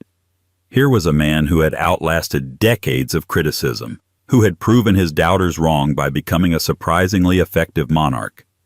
Yet in the end, he chose to cling to his cigar as though it were the crown itself. He died as he had lived, indulgent, defiant, and unwilling to change. It wasn't war or scandal or betrayal that killed him, but his refusal to put down a habit everyone knew was killing him. Contemporaries couldn't help but see the irony. A king who had been mocked for frivolity proved to be a skilled ruler, only to throw it all away in a haze of smoke. His reign was short, his achievements real, but his end became a caricature of his indulgence. He was remembered not for the diplomatic successes that helped shape early 20th century Europe, but for being the monarch who went out mid-puff. And yet, Edward's death was not just a personal absurdity. It carried historical weight. His son, George V, inherited the throne at a time of mounting global tension. Within 4 years, Europe would be at war. Had Edward lived longer, his charm and diplomacy might have delayed the catastrophe, or hastened it. History, as always, pivoted on a moment that looked almost laughably ordinary. So Edward VII joined the ranks of royals remembered more for how they died than how they ruled. His cigar became his epitaph, the final symbol of a life lived with gusto and little restraint. And if Edward's death was absurd because of his refusal to let go of indulgence, the next royal demise was absurd because of its secrecy and suspicion.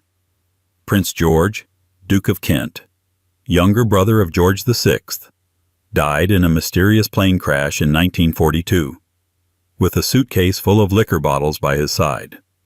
Where Edward puffed defiantly, George drank and flew into a cloud of unanswered questions. 21. Prince George, Duke of Kent, 1942. By the 20th century, Most royal deaths had lost the medieval absurdity of exploding cannons, poisoned banquets, and battlefield betrayals.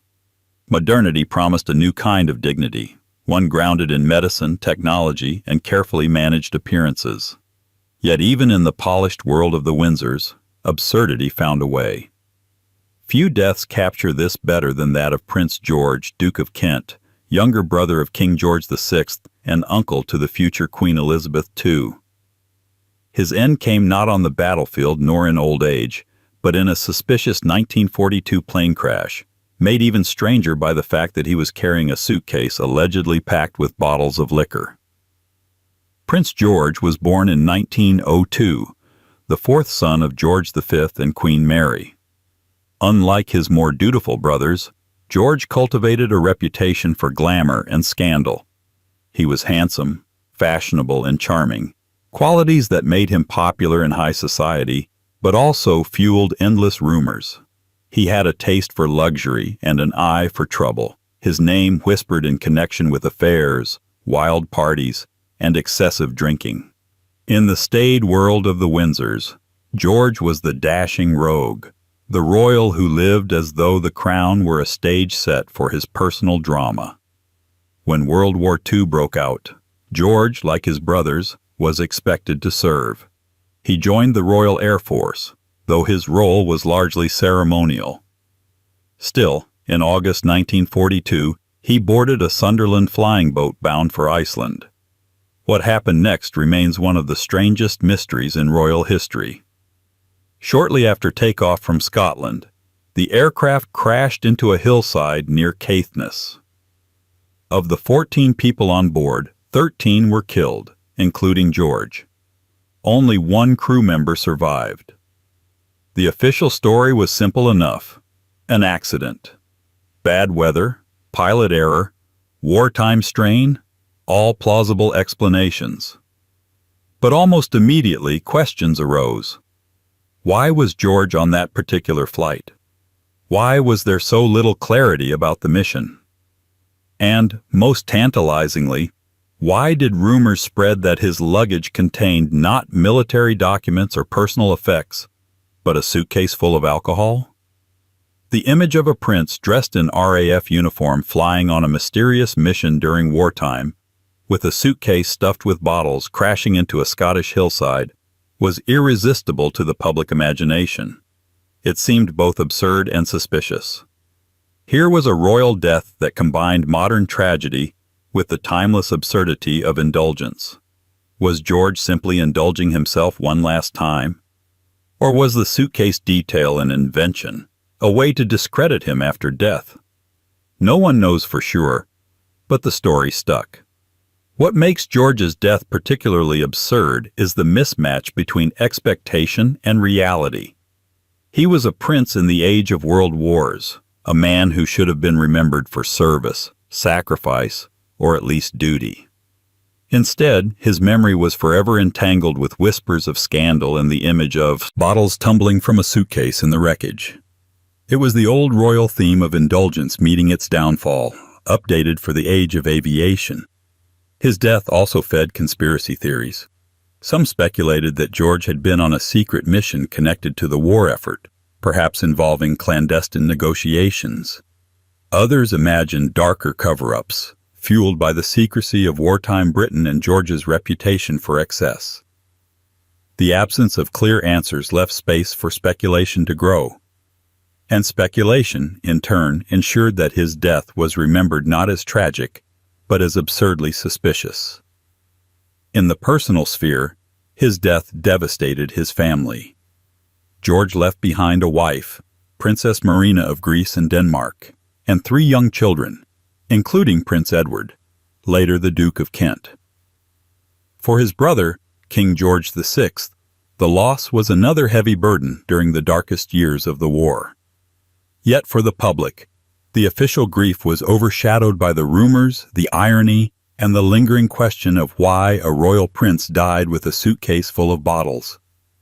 It is that absurdity, the collision of indulgence and tragedy, that cements George's place in this catalog of ridiculous royal deaths. A glamorous prince, undone not in some noble act of service, but in a crash laced with whispers of drink and scandal. It was less a heroic sacrifice than a royal enigma, a story that continues to hover uneasily between accident and farce. If George's end was absurd, because it blended modern tragedy with timeless indulgence, the next death takes us back into the Renaissance, where overexertion on the dance floor could prove just as fatal as war or scandal.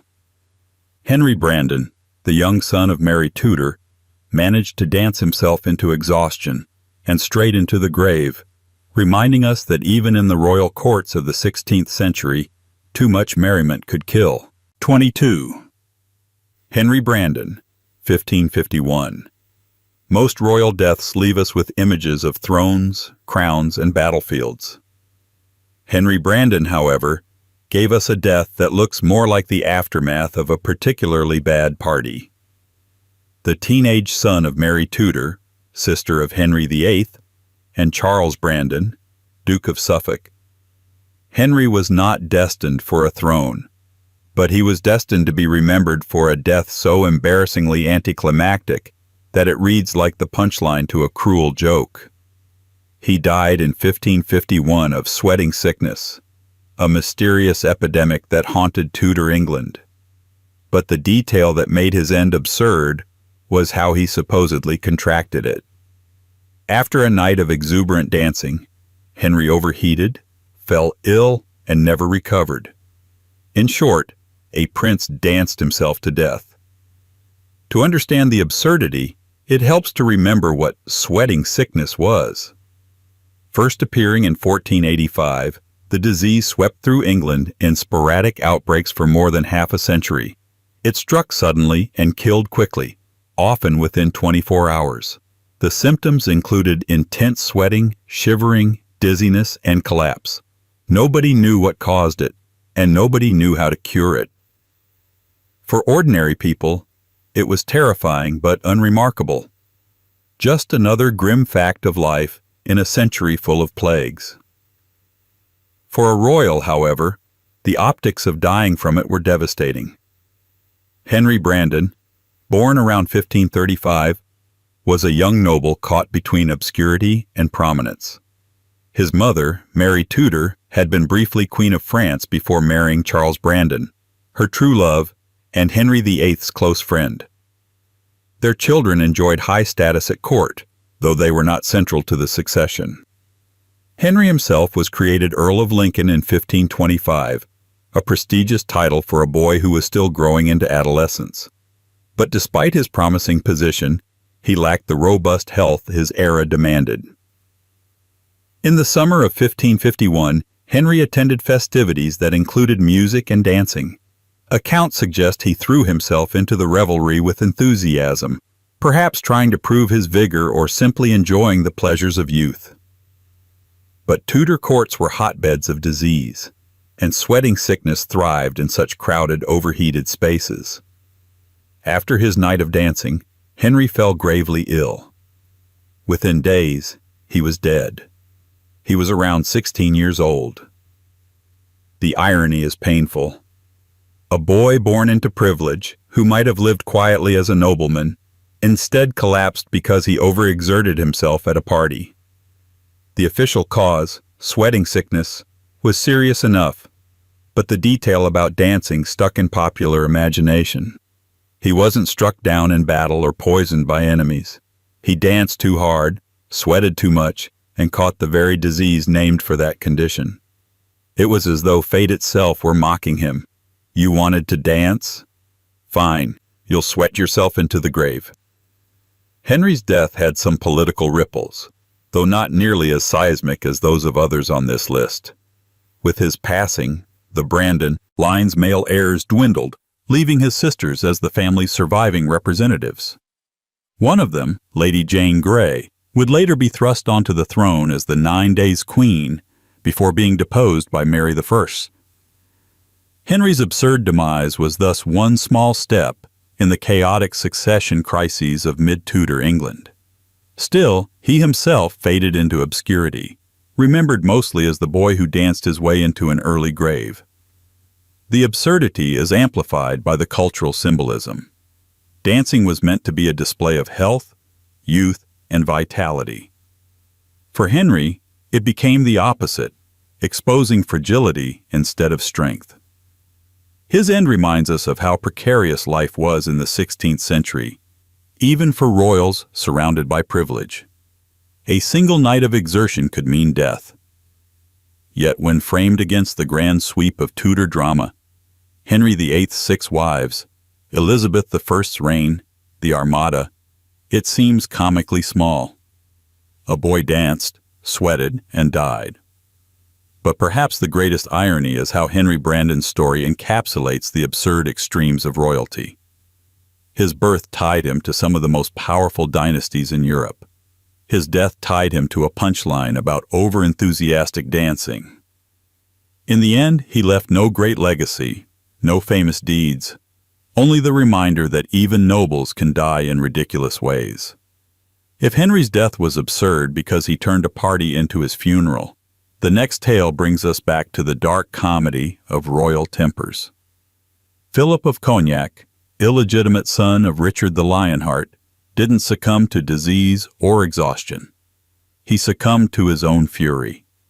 In a fit of rage, he killed a man and was promptly executed. His end wasn't the slow burn of sickness or the accident of indulgence. It was a royal rage quit, the kind of tantrum that ended not just his life, but his family's fragile branch of the Plantagenet line. 23. Philip of Cognac history has a long memory for kings and queens, but illegitimate children of monarchs often fall into the footnotes, half-remembered figures hovering on the edges of dynastic drama. Philip of Cognac, the illegitimate son of Richard the Lionheart, should by rights have disappeared into that haze. He held no throne, no great office, no legendary legacy. Yet his death earned him a place among the most absurd royal demises. An impulsive outburst, a moment of uncontrolled temper, and an execution that ended his line in one final ironic collapse. To understand Philip's end, you need to understand his beginning. His father, Richard I of England, lion-hearted in battle, lion-stamped in legend, was not known for fatherly devotion. He spent most of his reign abroad, crusading in the Holy Land or fighting in France, leaving little time for domestic duties. Yet like many medieval monarchs, Richard left behind at least one illegitimate son. Philip of Cognac was such a figure, his very existence a reminder of the private lives that kings preferred to keep in the shadows. His mother's identity remains uncertain, but Philip was acknowledged and given land in Cognac, a small but significant fief in France. Though illegitimate, Philip was still a Plantagenet, and in the brutal politics of the 12th century, that mattered. He was raised as part of the extended royal network, with expectations that he would serve as a useful ally in his father's campaigns. Richard himself had no legitimate children, so in another timeline, Philip might have become a more central figure. But legitimacy mattered in royal succession, and Philip was destined to remain on the margins. Perhaps it was this marginality, this awareness of being forever the almost but not quite son, that shaped his temper. Chroniclers describe him as quick to anger, impulsive, and prone to violence. The details of his final outburst vary depending on the source, but the essence is consistent. Philip quarreled with another nobleman, lost his temper, and struck him down. This wasn't a duel, nor a grand act of rebellion. It was a personal spat escalated into murder, carried out in the heat of the moment. In a kingdom where politics was already teetering on the edge, Richard's death in 1199 had plunged the Plantagenet line into chaos. Philip's act was unforgivable. He was arrested, condemned, and executed. Just like that, the illegitimate son of one of England's most legendary kings was gone, not felled in glorious battle like his father, but dispatched ignominiously because he couldn't control his temper. The absurdity of Philip's death lies in the contrast. His father was immortalized as the Lionheart, a crusading hero whose battles and conquests filled chronicles. Philip, by contrast, was remembered for a moment of petty rage that cost him everything. Instead of forging his own legend, he reduced his life to a single outburst. Where Richard fought Saladin, Philip fought his own pride and lost. It is tempting to see his death as a darkly comic rage quit. In a family where kings carved out empires, Philip ended his branch of the line with a tantrum. There is no grandeur in his story, only a kind of moral irony. The man who had a royal father but no royal restraint destroyed himself in the most ordinary and ridiculous way possible. The execution also carried a symbolic sting. With Philip's death, one of Richard the Lionheart's few legacies outside of myth and memory was erased. Richard's brother John, infamous as the villain of Robin Hood tales, went on to inherit the crown, shaping England's monarchy in ways that still echo today. Philip's death was not only absurd but consequential, quietly clearing the field for one of the most unpopular kings in English history to rise unchecked. What lingers about Philip's story is not the details of the quarrel or the mechanics of his execution. Those are hazy, inconsistent, half-lost in time. What lingers is the irony. Here was a man born with the blood of the Lionheart in his veins, but with no outlet for it except in petty squabbles. He might have been remembered as a warrior, a knight, a loyal ally. Instead, he was remembered as the Plantagenet who couldn't keep his temper and paid the ultimate price. And so Philip of Cognac stands as one of history's strangest royal cautionary tales. His life was small, his death smaller, but the absurdity of it is what made him endure. Where others went down in fire, battle, or scandal, he went down in a fit of pique. A royal rage quit, preserved forever in the margins of history. If Philip's demise was absurd because of his temper, the next royal death was absurd because of its passivity. David Stuart, Duke of Rothesay, heir to the Scottish throne, didn't explode in anger. He simply wasted away in captivity, his end tangled in rumors of starvation, overindulgence, and political betrayal. Where Philip burned too hot, David faded too cold, undone not by a single outburst, but by the slow cruelty of neglect. 24. David Stuart, Duke of Rothesay, 1402. Some royal deaths are loud, explosions, betrayals, dramatic downfalls, but others are defined by silence, the kind of slow, suffocating absurdity that comes when a future king is left to waste away in obscurity. David Stuart, Duke of Rothesay, heir to Robert III of Scotland, belonged to the second category. His death in 1402 was not marked by the spectacle of battle or the scandal of assassination. Instead, it was shrouded in ambiguity.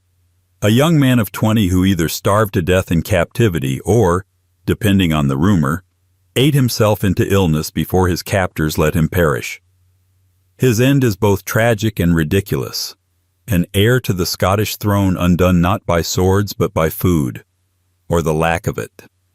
David Stuart's story begins in the turbulence of late 14th century Scotland. His father, Robert III, had already shown himself to be a fragile king, plagued by poor health and indecisiveness. As a result, much of the real power fell to Robert's ambitious younger brother, Robert, Duke of Albany. This dynamic created a poisonous atmosphere for David, the heir apparent. He was caught between a weak father who couldn't protect him and an ambitious uncle who saw him as an obstacle. As Duke of Rothesay, David was officially recognized as heir to the throne, but his position was anything but secure. Chroniclers describe him as reckless, extravagant, and immature, spending lavishly and surrounding himself with companions who encouraged his excesses. To the nobility, he seemed unfit to rule. To his uncle Albany, this reputation was convenient. The more foolish David appeared, the easier it was to justify sidelining him. By 1401, tensions between David and the Scottish nobility reached a breaking point. He was accused of mismanaging funds, offending powerful lords, and behaving irresponsibly. His enemies used this as a pretext to place him under restraint. In early 1402, he was imprisoned at Falkland Castle, Albany's stronghold, ostensibly for his own correction. From this point on, his fate was sealed. What happened next is the stuff of legend and grim speculation.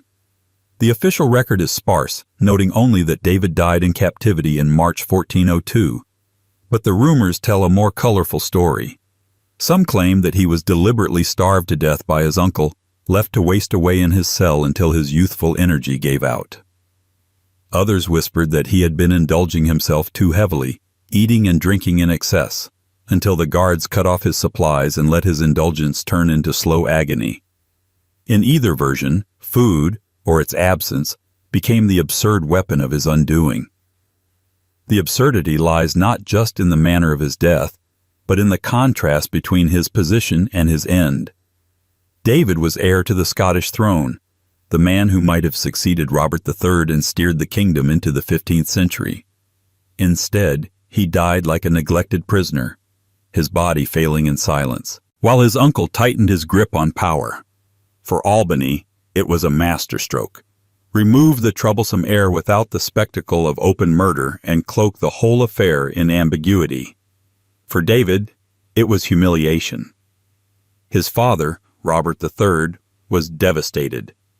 Already frail and despairing, Robert reportedly declared himself not fit to rule even a hen coop after David's death, a line that perfectly captures the bleak comedy of the Stuart dynasty. With David gone, Robert placed his hopes in his younger son James, but soon after, James was captured by the English and held hostage. The dynasty seemed cursed, each heir falling not to glory or heroism, but to farce and misfortune. David's death also reveals the darker side of how absurdity works in royal history. It wasn't just about mischance. It was about design. Albany didn't need to stage an assassination in the open. He only had to let time, hunger, and humiliation do the work for him. The result was an heir remembered not for triumphs or failures, but for dying in a way that looked ridiculous even to his contemporaries. What lingers in the imagination is the picture of a young man, pampered, foolish, but still royal, sitting in a cold chamber, fading slowly, undone by neglect and rumor. His death wasn't noble or dramatic. It was pathetic, and that's what made it absurd. A royal who might have worn the crown was reduced to the stuff of tavern gossip. The prince who starved. And yet, David's absurd end paved the way for Scotland's next chapter. With him gone, Albany tightened his control, and Robert III sank further into despair. The stage was set for even greater instability, for a dynasty where heirs were more likely to die in scandal or captivity than to inherit peacefully. If David's end was a slow fade into nothingness, the next royal death on our list was loud, sudden, and far more theatrical. Prince Alfred of Edinburgh, grandson of Queen Victoria, managed to shoot himself during a drunken quarrel at his own birthday party, a death his family hastily dismissed as a mishap, though the circumstances were anything but ordinary. Where David wasted away in silence, Alfred's end exploded in noise and contradiction, a Victorian tragedy dressed as an accident. 25th. Prince Alfred of Edinburgh, 1899. Royal birthdays are supposed to be occasions of pageantry, celebration, and carefully orchestrated displays of stability. But for Prince Alfred of Edinburgh, grandson of Queen Victoria, his 25th birthday became a spectacle of absurd tragedy. Instead of a night remembered for toasts and festivities, it ended in chaos, scandal, and death. The official explanation was polite enough. He had suffered a sudden mishap. The reality, whispered in drawing rooms and preserved in rumor, was much stranger. In the middle of a drunken quarrel, Alfred shot himself.